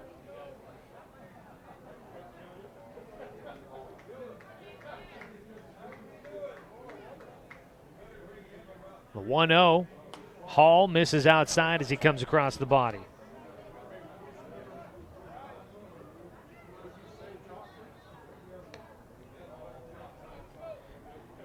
Digging back in, Casey Pettibone ready for the 2-0. High, and the count goes to 3-0.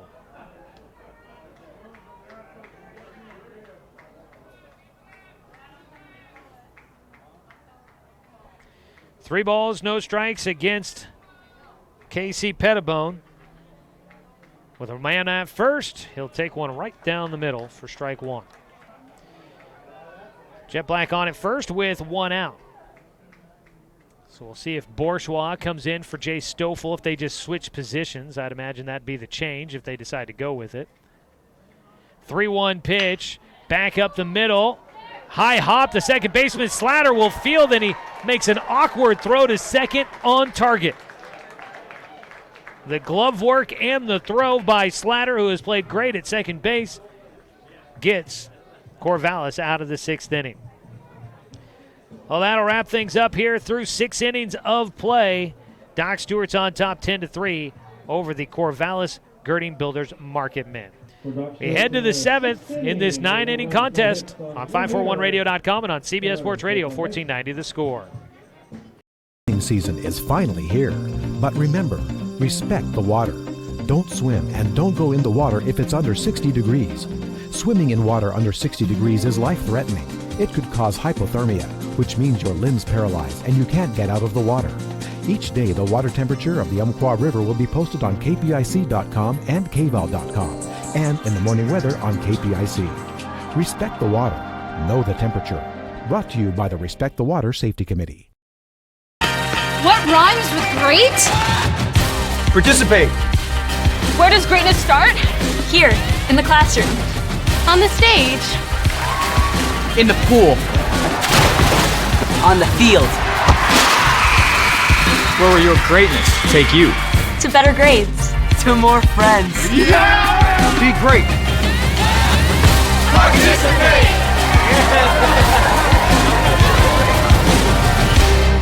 And of course, our world famous Umpqua Dairy ice cream down in the line stand, right next door to the souvenir booth where Shelley is making sure that there's everything stocked for all your souvenir needs here for the Doc Stewarts, as well as the Pepsi and Dr. We head to the top of the 7th inning, and we've had another call to the pen, this time for the Doc Stewarts. Calls to the pen brought to you by Shelby and Migulena Construction. Your local leaders for any project, big or small. Visit Shelby and Migulena Construction online at their website, webuildhouses.com. Taking over for Jay Stoffel will be Drake Bourgeois. Stoffel goes 6 innings worked. He gives up just 4 hits, 3 runs, all earned. He walks 3, but strikes out 11. What a day for Jay Stoffel. He did not hit a batter. Drake Bourgeois will take over. Stoffel goes to third for Bourgeois. They just swap positions. Bourgeois on the mound for a second time this season, and his first pitch is in the dirt to Logan Crummell. The first baseman is 1 for 2 with an RBI double his last time up. The 1-0 pitch. That ball in the air to center field. Jet Black going back. He'll make the catch. Sunglasses a must for everybody out there today, battling this midday sun.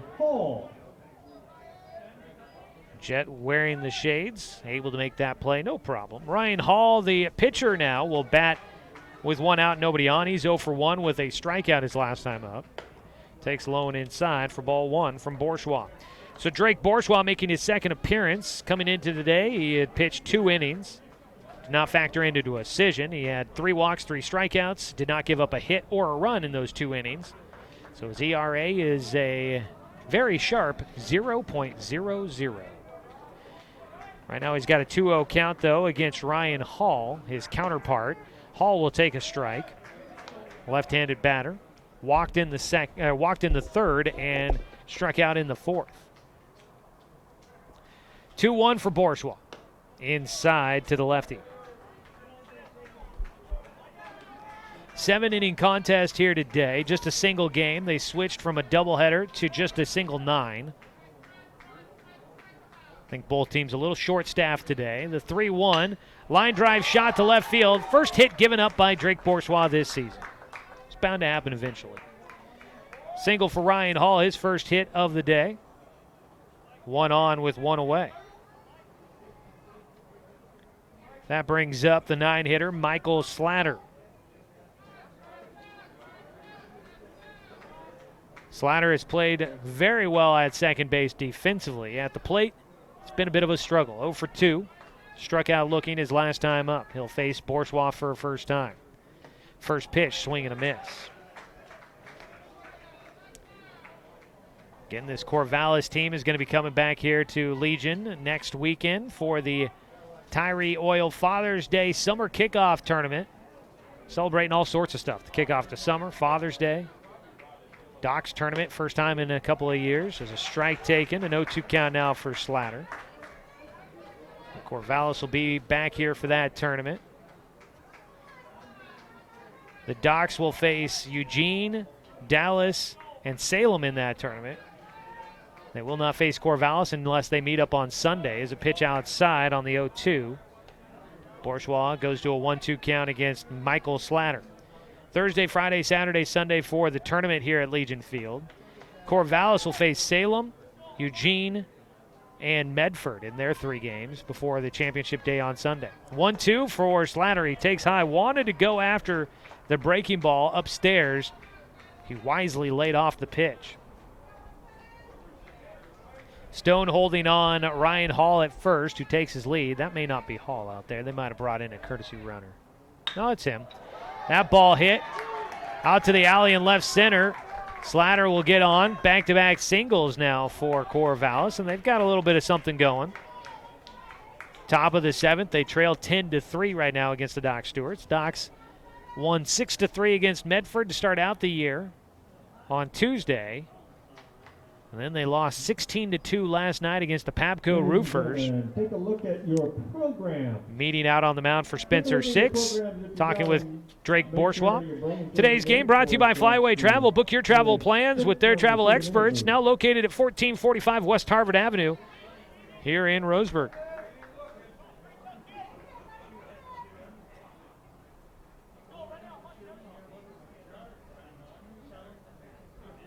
Back-to-back singles, so runners at first and second with 1 away. First pitch swinging for the top of the order here. It's a line drive to left. Caleb Beach, 3rd straight single for Corvallis. And they've got the bases loaded. Bourgeois got the first out and has not been able to record one since. The next batter, number 22, Franklin Leonard. So 3 straight singles, all just low line drives to the outfield. Bases are juiced.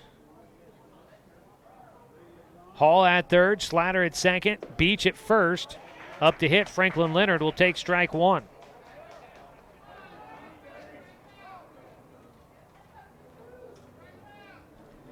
Today, Franklin Leonard is 0 for 3. He'll take low for ball 1. Ground out, strikeout for for Leonard. And they call a balk. A balk called against Bourgeois is going to bring in a run. And everybody else moves up 90 feet, so runners at second and third.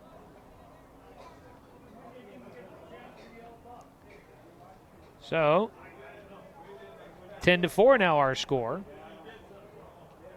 Bourgeois balking with the bases loaded.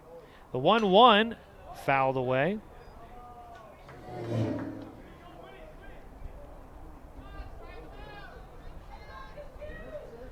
A ball and 2 strikes against Franklin Leonard. Wind and fire for Bourgeois. That ball right back up the middle. Another run will come in.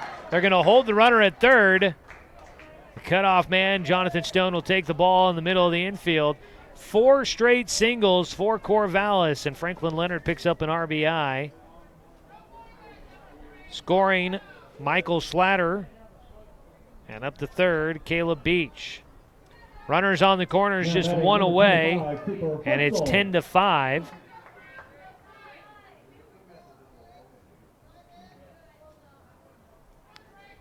Corvallis still trailing, but they're back within 5. First pitch to the lefty. Cooper Hartzell is taken for strike 1. So Bourgeois struggling to get through this frame here. He's allowed 2 runs so far. 4 hits and his balk in there as well, although at least 1 run would have come in on that single by Leonard. Possibly 2. The 0-1, swing and a miss by Hartzell. He goes after an ill-advised pitch. Chasing some high heat inside. 0-2 the count. Hartzell will dig back into the box. Bourgeois looking for that second out. Desperately needs it here. The 0-2. Swing and a miss. He gets Hartzell. Throw down to first. Not going to be in time. Hartzell took off to first, but first base was occupied, so he is just out number 2. Strikeout for Bourgeois, his first in relief. 2 down. Taylor Holder will bat next. Hartzell now 2 for 4 with a pair of strikeouts. Chasing some wild pitches on that at-bat from Bourgeois. Taylor Holder is 0 for 3 with 3 strikeouts. He'll take the first pitch outside for ball 1.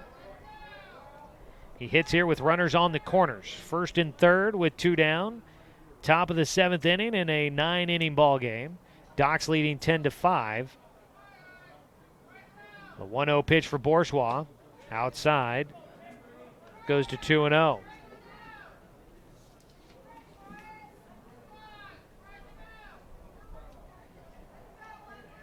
Got a pinch hitter coming up next on deck for Corvallis. May not get a chance to get there here today or here in this inning. Ball to right field. Doran Gillespie has a long way to run, and he makes a difficult catch, but he finishes the inning. Taylor Holder flies out to right field. Gillespie had to run way in to get to that ball and then almost overran the play, but he reaches up and is able to hold on for the out. And that'll finish things off. Corvallis gets a couple of runs back. They're still down by 5 here in the top of the 7th. 2 runs on 4 hits. No Doc Stewart errors. 2 men left on base for the Marketmen. It's 10-5 as we go to the bottom of the 7th inning on CBS Sports Radio, 1490 The Score. At Brook Communications, our job is to get results for your business, period. We can take your story and tell it to the people you want to reach in a way that compels first-time clients to become repeat customers. We get them through your door so you can do what you were meant to do. Proclaim your sales message to the largest audience of any media company in Douglas County. Brook Communications dominates through the power of 5 radio stations and 541radio.com. Results amplified. Locally owned. Brook Communications. It's easy to spot people who participated in high school sports and activities. Right on time. They learned important lessons like leadership, teamwork, respect. Hey, our meeting moved to 10. We'll be ready. Values that last a lifetime. We need to focus on 3 factors. Support high school sports and activities in your community. When kids take part, they get set for life.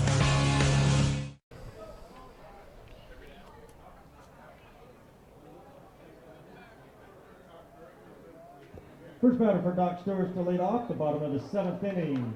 Number 9, Jace Stoffel. Jay Stoffel will lead things off here in the 7th. He's in line for a victory. If the score stays in the Doc Stewart's favor, he'll take the first pitch for strike 1 from Ryan Hall, who's come on in relief of starter Noah Greenblatt. Corvallis trailing 10-5.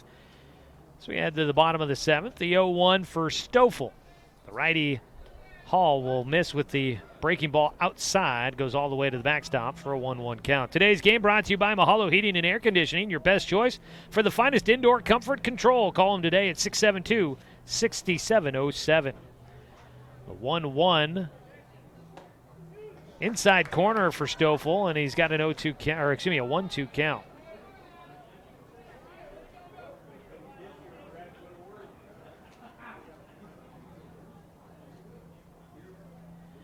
The 1-2 delivery. Stoffel, check swing. He holds off. The breaking ball misses. A 2-2 count. So we were talking about a pinch hitter coming up in that last half inning offensively for Corvallis. It's Connor Spivak, who is coming defensively in right field.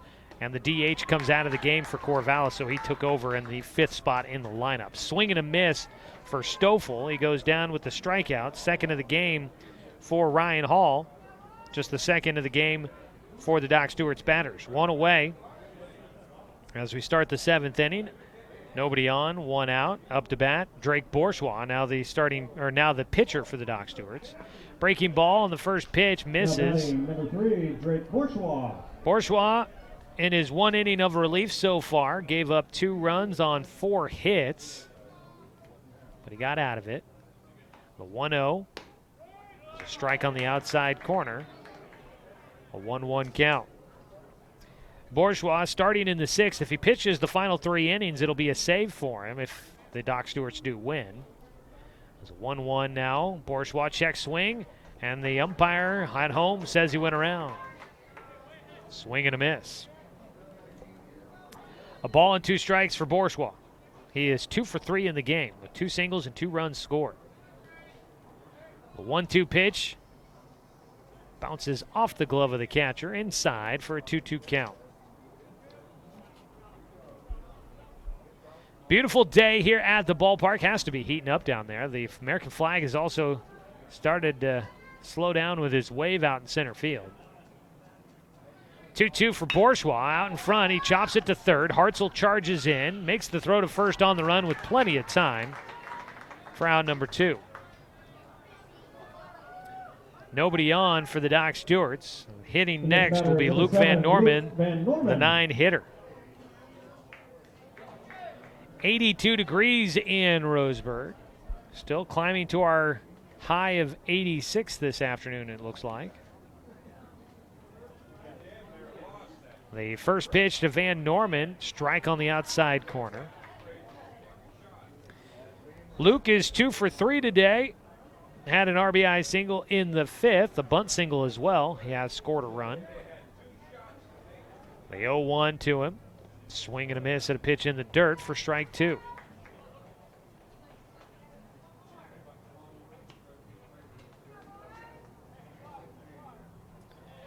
No balls, 2 strikes here on this Sunday afternoon for Luke Van Norman. Ryan Hall has come in and done a nice job in relief. The 0-2, he gets a swing and a miss out of Van Norman. Behind the plate, Vandelinder will throw down to first, scooping it out of the dirt. Crummell will make the play. The strikeout and throw out to first will finish things off. A 1-2-3 inning for Ryan Hall. No runs, no hits, no errors, nobody left on base. We're through 7 innings of play. Still a 5-run lead for the Doc Stewarts on top 10-5 as we head to the 8th. This is Doc's Baseball on 541radio.com and on CBS Sports Radio 1490 The Score.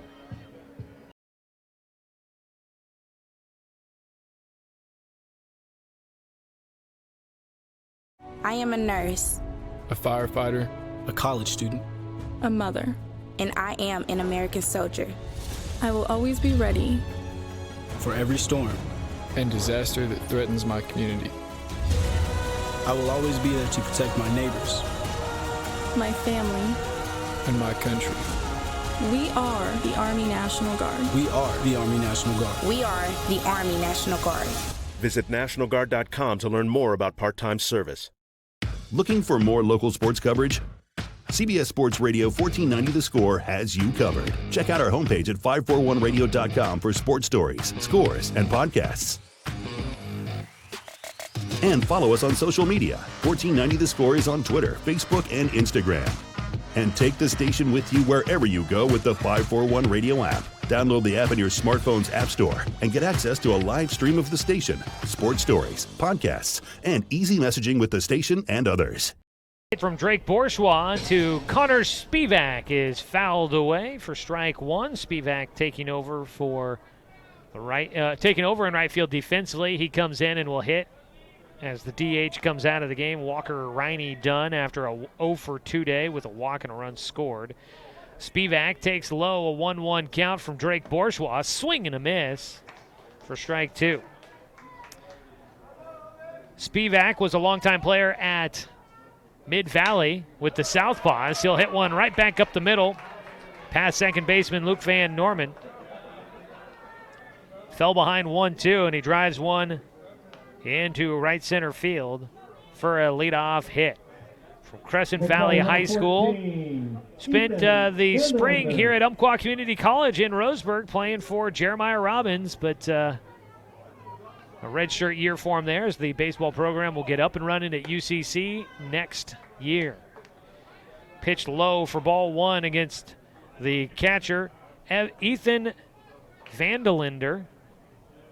Came in defensively for Brooks Stearns in the last half inning. A 1-0 fouled off. I think that catches the umpire, and they'll give him a moment.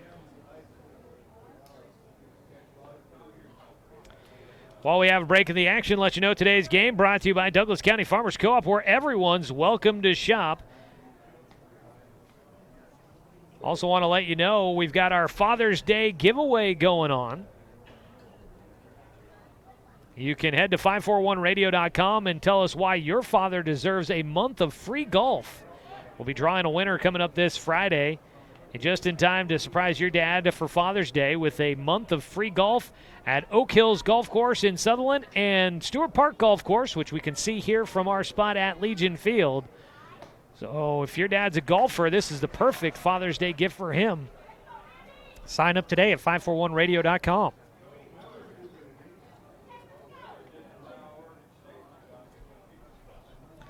One-two pitch after a swing and a miss to Vandelinder.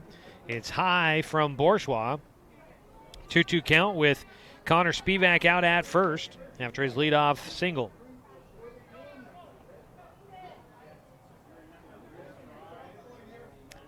The 2-2 pitch is in the air to right field. On the run, Jet Black and Doran Gillespie. It'll be Gillespie that gets underneath it for the squeeze. One away.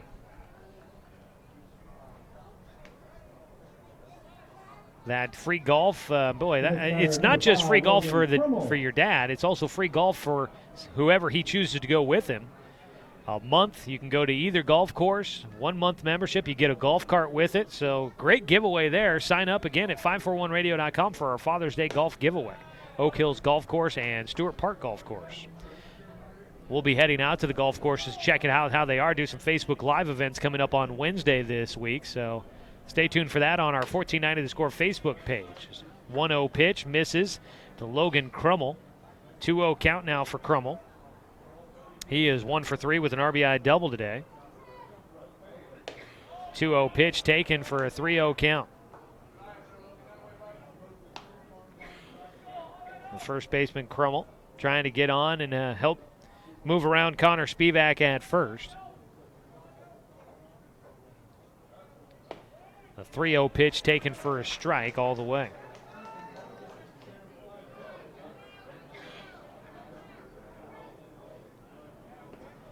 Three balls, one strike for Bourgeois. Strike two taken on the outside corner. And that gets, I think, a few jeers from the visiting fans. Corvallis usually travels pretty well. I was thinking I should check down there, make sure. There's some usuals I'm usually expecting to see when Corvallis is in town. 3-2 pitch, pulling it out to left field. Pettibone fighting the sun, keeps backing up more, and he can't find it. That one falls. The runners are going to have to take off, and Pettibone will throw it back in. Unable to advance very far. Spivak was standing on second waiting to see if that ball would come down. It did, so he gets all the way to third. And Crummel will get to second with a double. Kind of just lost it in the sun, I think. The wind blowing it around a bit.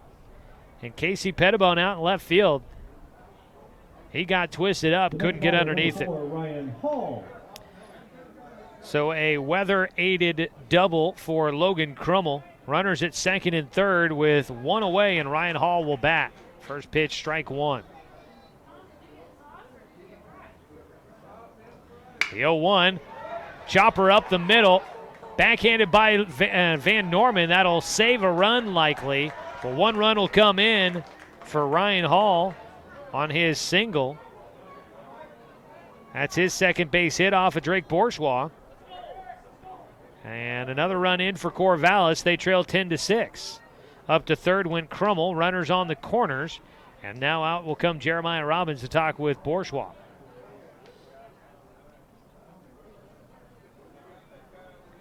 Van Norman backhanding that ball, kept it on the infield, and that kept the coaches for Corvallis from trying to send a second run across. And that will keep it just one run coming in. 10-6 our score here in the top of the eighth inning. Michael Slatter will bat in the ninth spot. He'll come up to hit when the meeting on the mound wraps up. Coach Robbins out there taking as much time as possible. Now he'll head back to the dugout before getting the meeting broken up. Today's game brought to you by Good Vibration Solutions. For home theater and automotive audio, you can feel it at Good Vibes. It's early on in the season. Everybody's working through a lot of kinks. That includes us here. Thankfully, it hasn't come back to bite us. 1490 The Score and the News Review giving away $1,000 once again this season to one lucky fan if the Doc Stewarts throw a no-hitter here at home. If the Docs, it doesn't have to be just one pitcher. If they throw a combined no-hitter, we'll go down to the souvenir shop and pull out a lucky name of a fan that was in attendance for the game and give away $1,000. as a beanball high and inside is going to plunk Michael Slatter. The runner was going, but the beanball will load the bases with one away. Hit by pitch for Slatter. He'll get on base for a second time in 4 trips to the plate. Bases loaded with 1 out. And it's a 4-run ball game, means the game-tying runs at the plate here for Drake Bourgeois, who has had a bit of a tough outing. Bourgeois has given up 7 hits in just an inning and a third. Slatter got that one up on the fleshy part of the arm, right there, that just soft, tender part on the inside of the elbow, as he tried to lift his arms up out of the way from the baseball, and it got him on the inside of the left arm. Caleb Beach, the left-handed hitting shortstop, will dig in with the bases loaded to left field. That ball hooks foul. An 0-1 count. So again, if you're here at a Doc Stewart's baseball game this season at Legion Field, stop by the souvenir booth, sign up before the game, and if the Docs throw a no-hitter, we'll pick out a name for a lucky fan to give away $1,000 in cold hard cash. 0-1 to Beach. Chopper towards first base. It's fielded by Stone. His throw to the plate. Got him with the force out. That play felt like it took forever to develop. A high chopper to Stone. Stone a long windup to the plate, and the throw to the plate just in time to get the lead runner. Logan Crummell forced out at home. That saves a run. 2 down, bases still loaded. 2 down. Everybody else moved up 90 feet. Hall goes to third, Slatter to second, and Beach gets on with the fielder's choice. Pitch gets by Spencer 6, and there comes a run. First pitch to Franklin Leonard, a wild pitch, and it brings in a run. Scoring will be Ryan Hall. Up to third goes Slatter, and to second goes Beach. So first base is unoccupied. Franklin Leonard, a 1-0 count.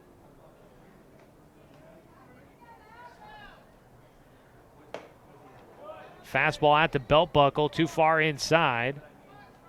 2-0 the count against Leonard.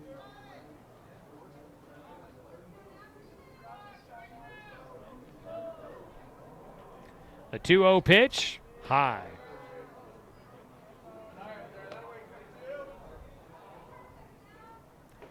So ahead 3-0 with first base unoccupied. You could walk him here, but it loads the bases yet again. It's a 3-run game. A tying run at the plate. 3-0 taken for a strike.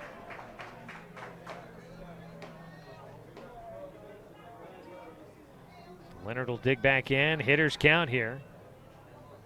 The 3-1. High and tight for ball 4. He walked, the bases loaded. Bourgeois struggling to find the outs. He's given up 4 runs in his time on the mound so far. He's got the bases loaded again with 2 down, and I think we've got a call to the pen coming up. Out to the mound goes head coach Jeremiah Robbins to talk with Drake Bourgeois for a second time here in the 8th. And Bourgeois out on the mound. We'll wait as they make a change. It'll be Noah Burke that comes in for his first appearance this season for the Roseburg Dr. Stewarts. Noah Burke takes over on the mound after this call to the pen, brought to you by Shelby and Migulana Construction. Back after a 60-second break on 541radio.com and on CBS Sports Radio 1490 The Score.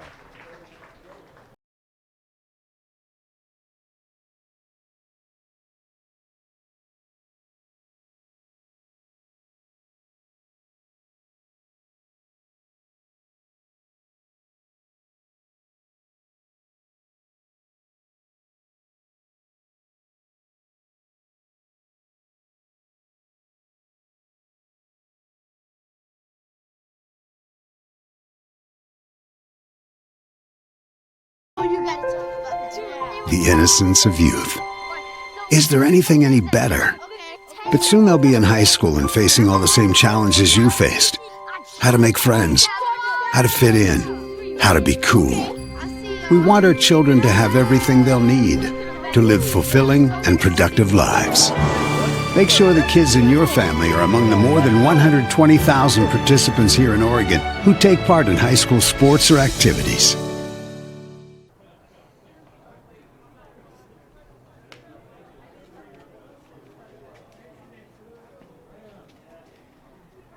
Noah Burke takes over on the mound after the Shelby Migulena construction call to the pin. Noah Burke, first team All-League honors for a second consecutive season at Douglas High School. The graduating senior. Back with the Doc Stewarts for a second year. He pitched in 15 games last year, made one start, had a 3.29 ERA. He was a 4-0 record, had one save in 27 2/3 innings last year. He takes over here for Drake Bourgeois, who goes an inning and 2/3. He'll face the bases loaded with 2 outs and takes on Cooper Hartzell. The big third baseman takes for strike 1 in the first pitch, and he steps out of the box. I don't think the big lefty liked that first strike call. He's got a single and a double, but 2 strikeouts as well. Last time he was at the plate with runners in scoring position and struck out against Bourgeois. He steps back in, takes low for a 1-1 count. So Noah Burke inheriting the bases loaded. Bourgeois gave up 7 hits in an inning and 2/3, 1 walk, 1 strikeout, 1 hit batter. He gave up 4 runs, all 4 earned at the moment. The 3 runners on base would go to his credit. His pitch high and away for Burke. Count goes to 2-1. Noah on the team this year. His twin brother Gabe was on the team with him last year. Gabe broke his hand during the spring season, missed most of his senior year with the Douglas baseball team, and is going to miss this summer with the Docs baseball team as well. 2-1 delivery for Burke. Strike at the knees on the inside corner. Noah working out of the windup with the bases loaded, 2 down. Hartzell likes to take a lot of time outside the box in between pitches. Steps back in for the lefty. Waits for the 2-2 pitch from Burke. Swing and a miss. No, he got a piece of it. Just got a piece of it. Stays alive with a foul ball. Strikeout here would be a big way to end the frame for the Doc Stewarts defensively. Burke trying to wrap it up.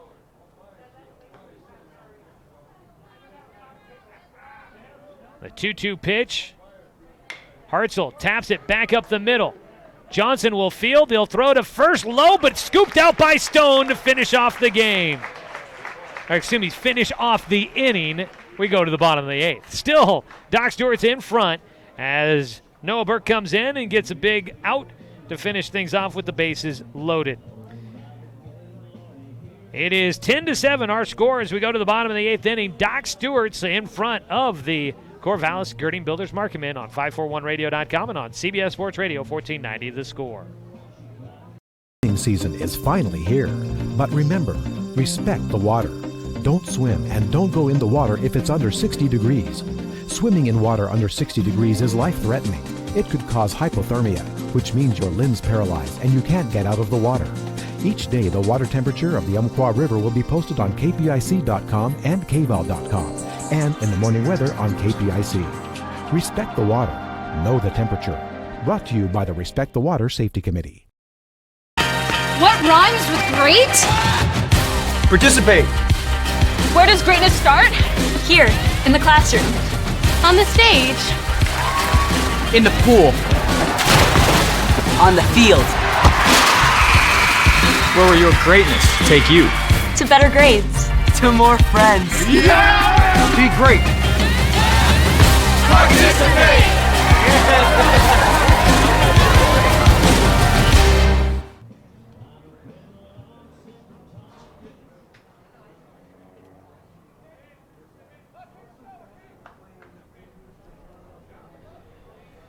Bottom of the 8th inning, Doc Stewart's baseball here on The Score.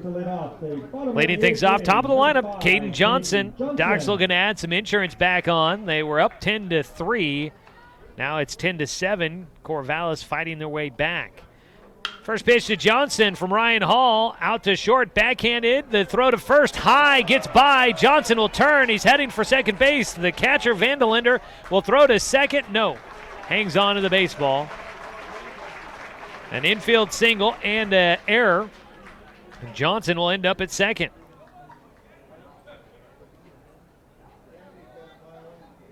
So the Docs with a man in scoring position right away. Ryan Hall on the mound for his third inning of work, giving up his first hit. Caleb Beach there at shortstop, was unable to make the throw across the diamond as he tried to rush it, knowing he had to get there quickly. First pitch now to Doran Gillespie is a strike. Gillespie 2 for 4 in this ballgame, coming around with his bat here today after starting out with a tough one at Medford, going 0 for 5 to start the season back on Tuesday. He's got 3 RBI, a single and a double. Did ground out to second his last time up. He'll take high for ball 1. This will be the last batter to face Ryan Hall for the first time. Gillespie seeing him for the first time. Hall came in the 6th.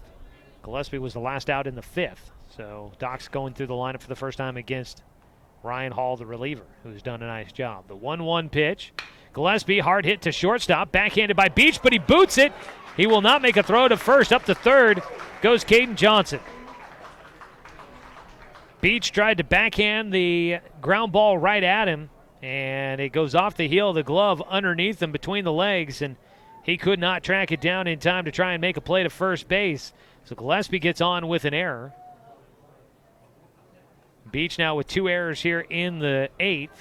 Johnson up to third. Runners on the corners with nobody out, and Spencer 6 will bat. Spencer looking for that first hit today still. First hit on the season still. Johnson at third. Gillespie at first. A throw to first. Hall not there in time to get Doran. Doc's leading 10-7. 7 runs on 11 hits. 4 errors for Corvallis here at Legion Field today. For the Doc Stewarts, 10 runs on 13 hits and no errors for them defensively. A great number to see there in the error column after they committed 4 errors yesterday against the visiting Pabco Roofers. 2 runs on 6 hits, 4 errors yesterday for the Doc Stewarts. Much better day today at the ballpark. Foul ball from Spencer gives him an 0-1 count. He'll take high and inside for ball 1.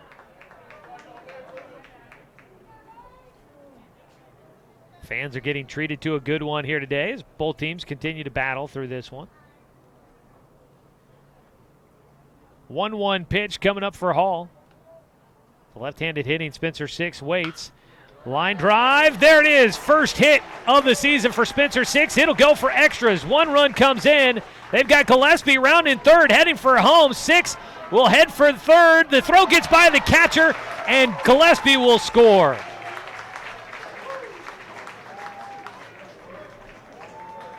Spencer 6, a double. He takes third on the throw, and the Docs will add 2. So Spencer 6, a 2-run double for his first hit of the season. Caden Johnson scored easily. Gillespie going from first all the way to home. The throw would have possibly beat him, but it was just offline, and Gillespie gets in safely.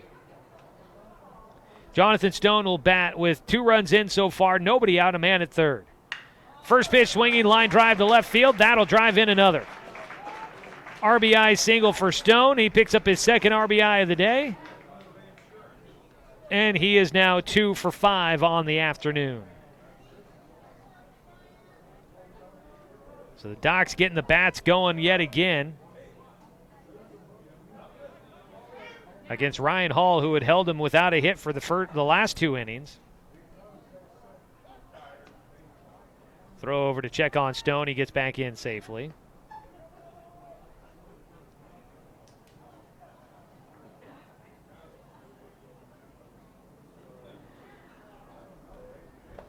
Pitch in for a strike against Jet Black.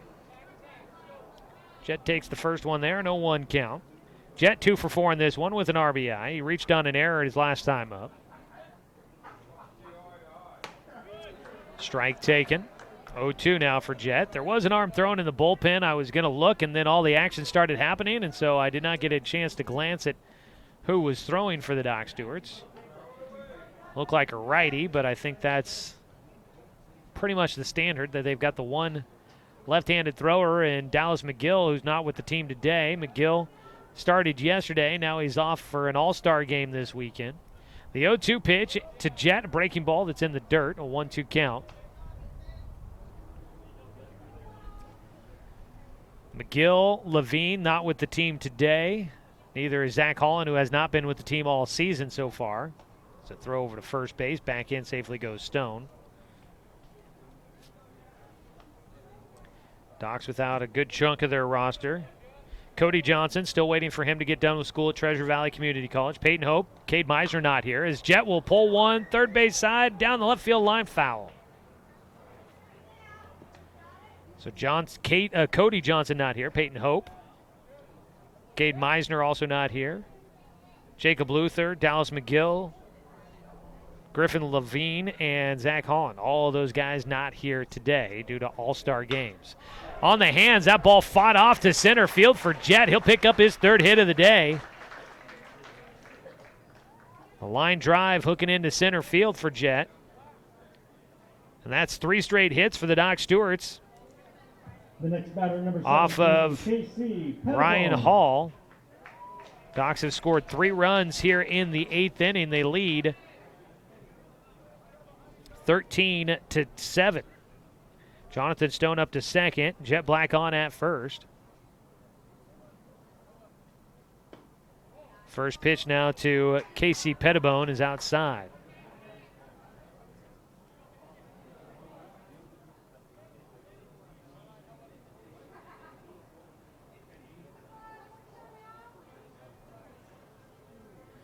They get 1-0 from Ryan Hall. Breaking ball, that had Pettibone scared for his life. That ball looked like it was coming right at him. Great movement on it. Cut right in for a strike. He was going to the defensive role, trying to make sure that he could protect himself to get plunked in the back. Swing and a miss for strike 2 for Pettibone. And KC will have a 1-2 count as he digs back in. He's 1 for 4 today. It's been a nice start for him. His first year at the Doc Stewart's level. Been a great start for him. Pettibone came in today, batting .375. He's picked up another hit. The 1-2. Check swing. Pitch was in the dirt, blocked by Vandelinder behind the plate. No appeal. So it goes to a 2-2 count for Pettibone.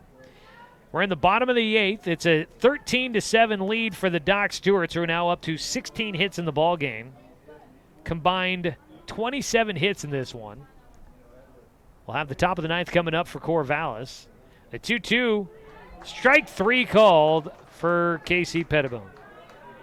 Goes down looking. 4th strikeout of the game for Ryan Hall in relief. That is, believe it or not, the first out here in the 8th.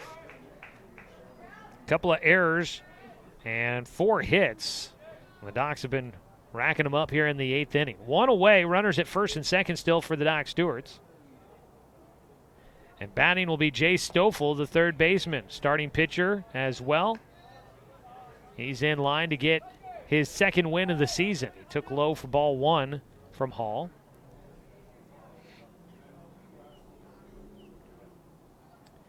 The 1-0 pitch.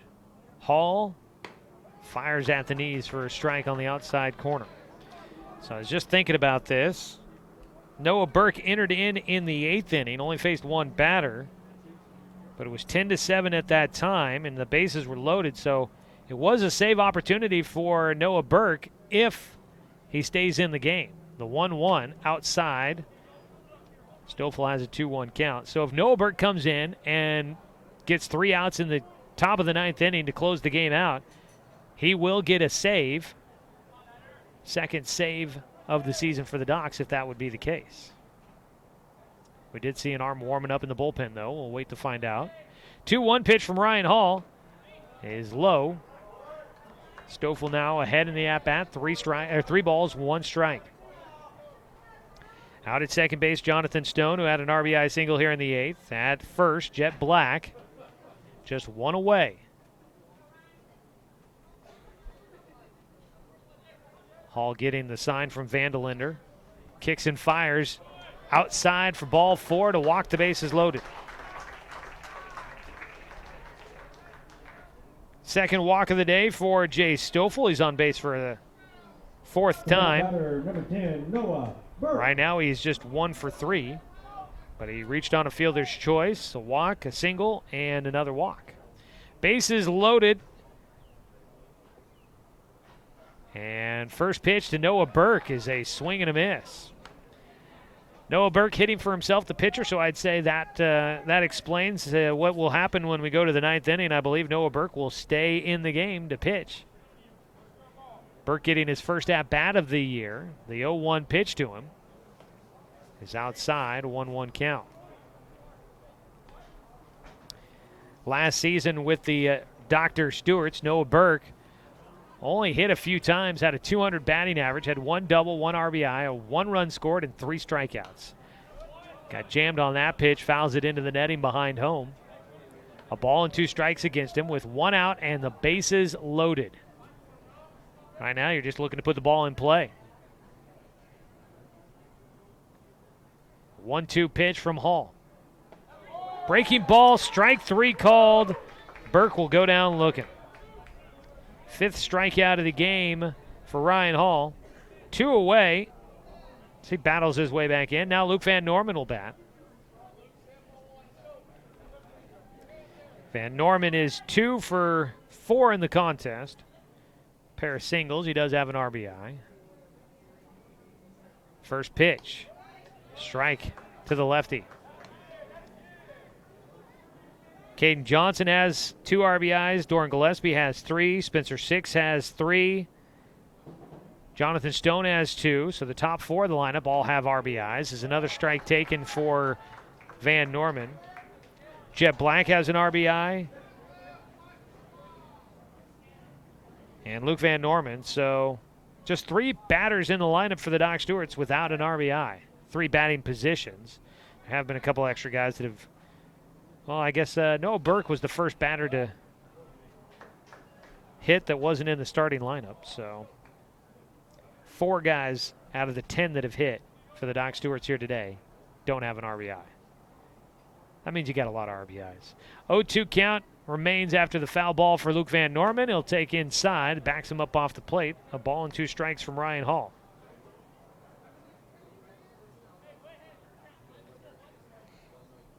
Van Norman reaching on a bunt single back in the first. Came around to score the first run of the game for the Docs. Line drive shot foul down the first base side.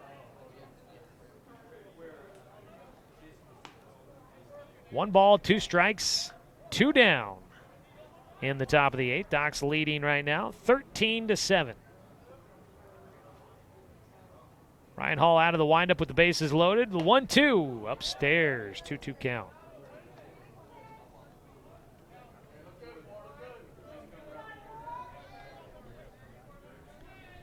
Two balls, 2 strikes. Hall will find the grip he wants as he shuffles around his glove. He fires the 2-2.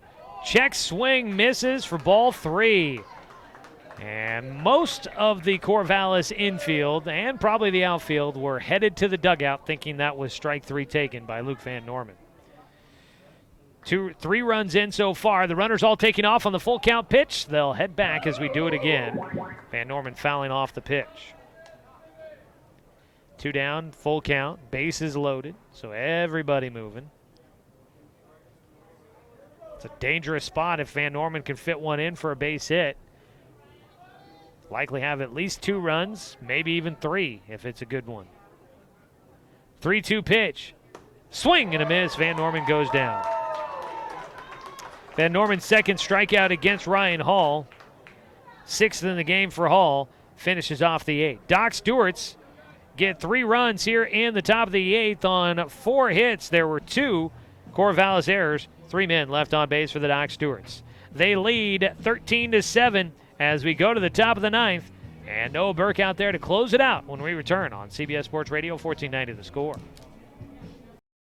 At Brook Communications, our job is to get results for your business, period. We can take your story and tell it to the people you want to reach in a way that compels first-time clients to become repeat customers. We get them through your door so you can do what you were meant to do. Proclaim your sales message to the largest audience of any media company in Douglas County. Brook Communications dominates through the power of 5 radio stations and 541radio.com. Results amplified. Locally owned. Brook Communications. It's easy to spot people who participated in high school sports and activities. Right on time. They learned important lessons like leadership, teamwork, respect. Hey, our meeting moved to 10. We'll be ready. Values that last a lifetime. We need to focus on 3 factors. Support high school sports and activities in your community. When kids take part, they get set for life.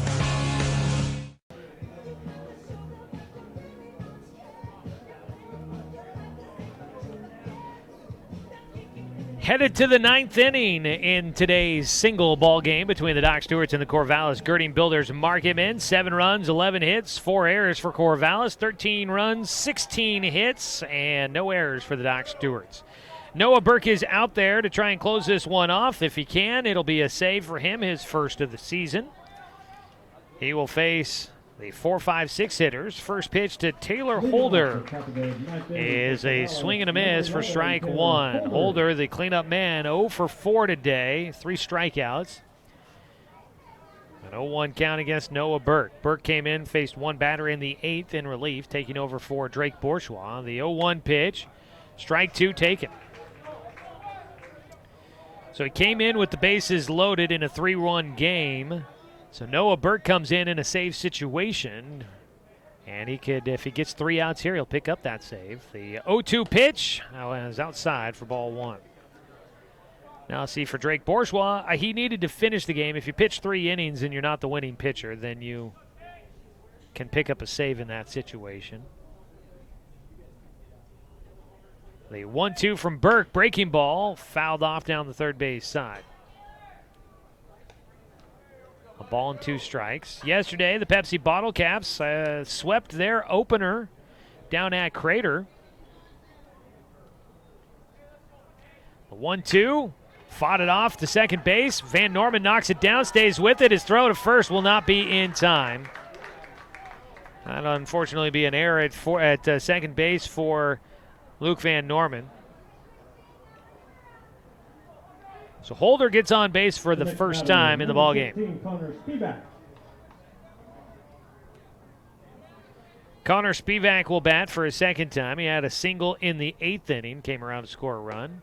Those were against Drake Bourgeois. Takes the first pitch from Burke high for ball 1. Yesterday, the Pepsi Bottle Caps won 4-0. There's a ball hard hit by Spivak, gets into left field past Jay Stoffel at third. A single to put runners at first and second with nobody out. It's a 6-run lead for the Doc Stewarts. So a long way to go in this one still for Corvallis, but they are doing what's needed, getting runners on base, nobody out. Ethan Vandelender, the catcher, will bat for a second time. Came in for starting catcher Brooks Stearns. First pitch, strike 1. So Pepsi won 4-0 in their opener against Crater, 9-4 in the second. Austin Anderson throws a gem in the opener. It's the 0-1 pitch swung on and missed by Vandelender. Anderson goes a complete game, 1 hitter, 15 strikeouts against Crater in the opener, 4-0 shutout. The 0-2, Burke gets the ball in the air out towards center field. Calling for it is center fielder Jet Black, calls off Luke Van Norman to make the catch. 1 down. Logan Crummell will bat next. Crummell is 2 for 4 in the game with a pair of doubles and an RBI.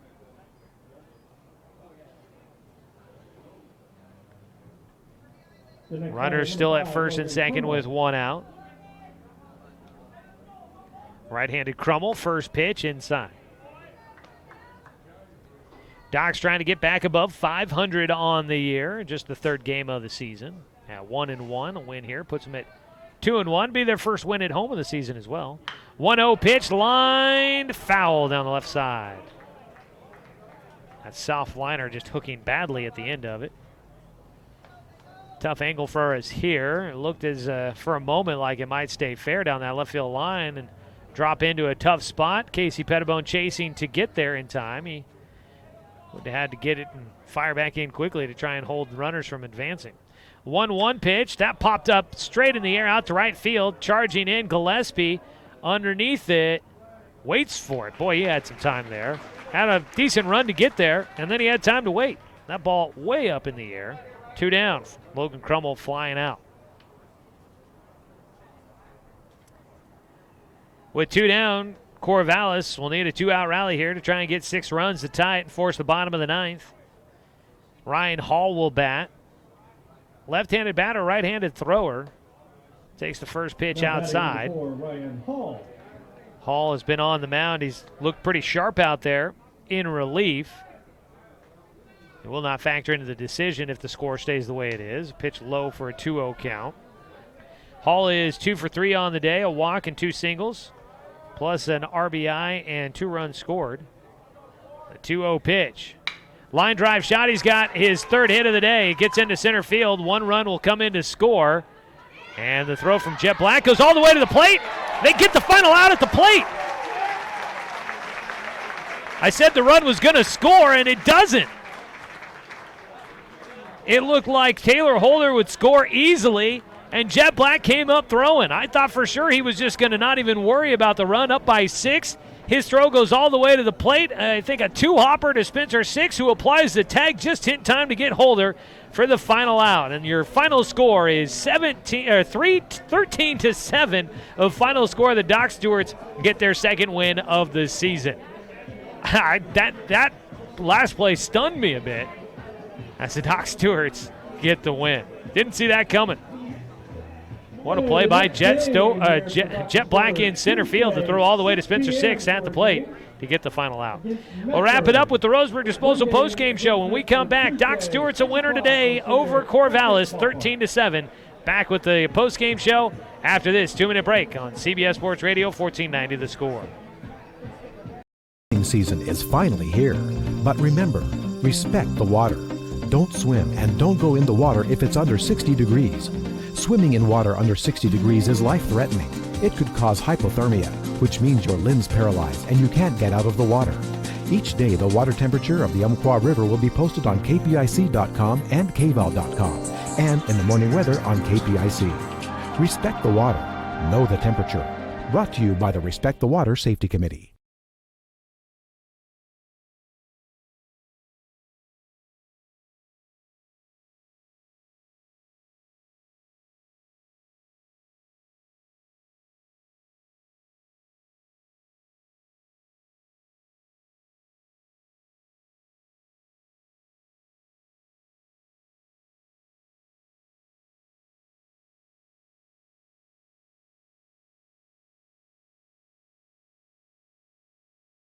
I am a nurse, a firefighter, a college student, a mother, and I am an American soldier. I will always be ready for every storm and disaster that threatens my community. I will always be there to protect my neighbors, my family, and my country. We are the Army National Guard. We are the Army National Guard. We are the Army National Guard. Visit nationalguard.com to learn more about part-time service. Looking for more local sports coverage? CBS Sports Radio 1490 The Score has you covered. Check out our homepage at 541radio.com for sports stories, scores, and podcasts. And follow us on social media. 1490 The Score is on Twitter, Facebook, and Instagram. And take the station with you wherever you go with the 541 Radio app. Download the app in your smartphone's app store and get access to a live stream of the station, sports stories, podcasts, and easy messaging with the station and others.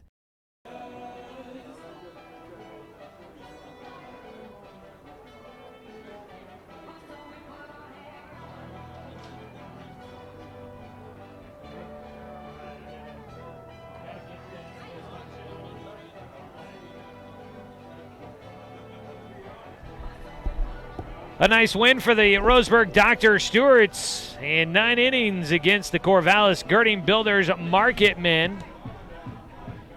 Doc Stewarts win 13-7, their biggest offensive output of the season. Docs get the victory to go to 2-1 on the season. Corvallis will drop to 1-2. This is your Roseburg Disposal postgame show. Let them make the run to the dump for you. That's Roseburg Disposal. We'll recap how this one played out today for the Roseburg Doc Stewarts and the Corvallis Girding Builders Marketmen, and we will take a look at stats from the game as well. So stay with us here in the post-game show for plenty of information coming your direction. High-scoring affair for us here today. So Doc Stewart's able to take down Corvallis. So they bounced back nicely after a tough game yesterday, losing 16-2 against the visiting Pabco Roofers.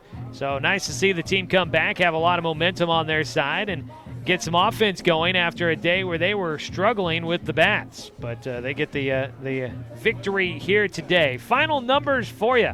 7 runs on 13 hits and 4 errors for Corvallis. For the Doc Stewarts, 13 runs on 16 hits and 1 error for the Docs.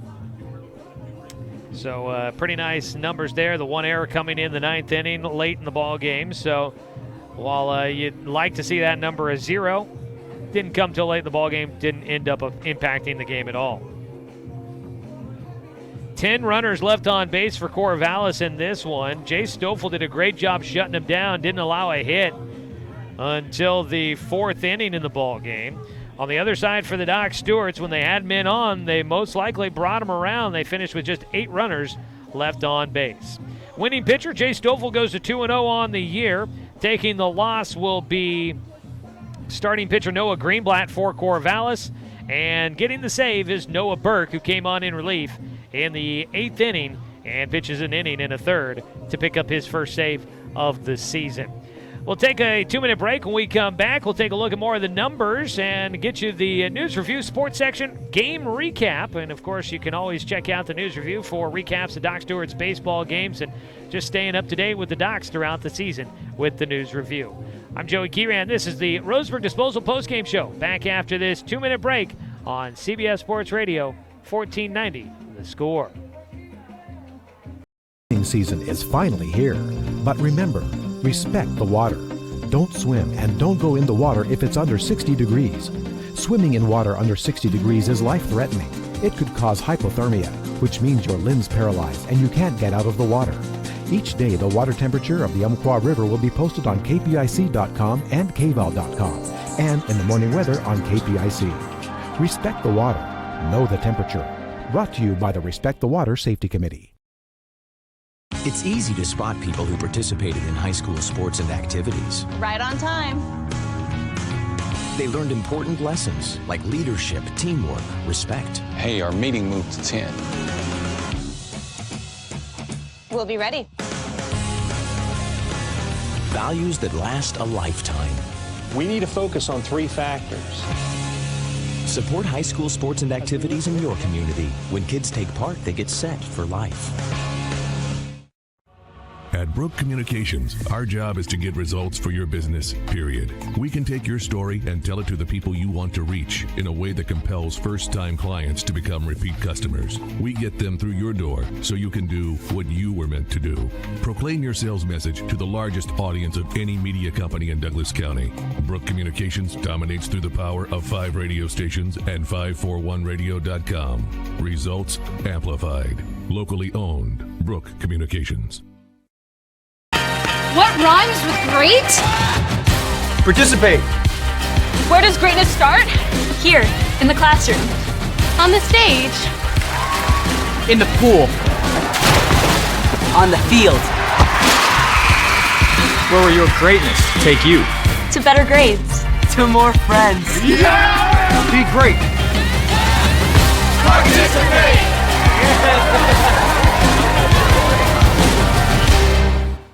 As your Roseburg Dr. Stewarts go to 2-1 on the season with the 6-run victory. Doc's able to score early on in this one. In the 3rd inning, they take a 3-0 lead on top of Corvallis in that third. 3 runs on 4 hits. There was 1 Corvallis error. Driving in runs, Doran Gillespie with a 2-out single. And Jonathan Stone driving in a run with a 2-out double. A pop fly on the infield that got lost in the sun. Jet Black, a 2-out single that drove the 3rd run of the inning. And the Docs nothing. But in the top of the Corvallis fought their way back, scoring runs.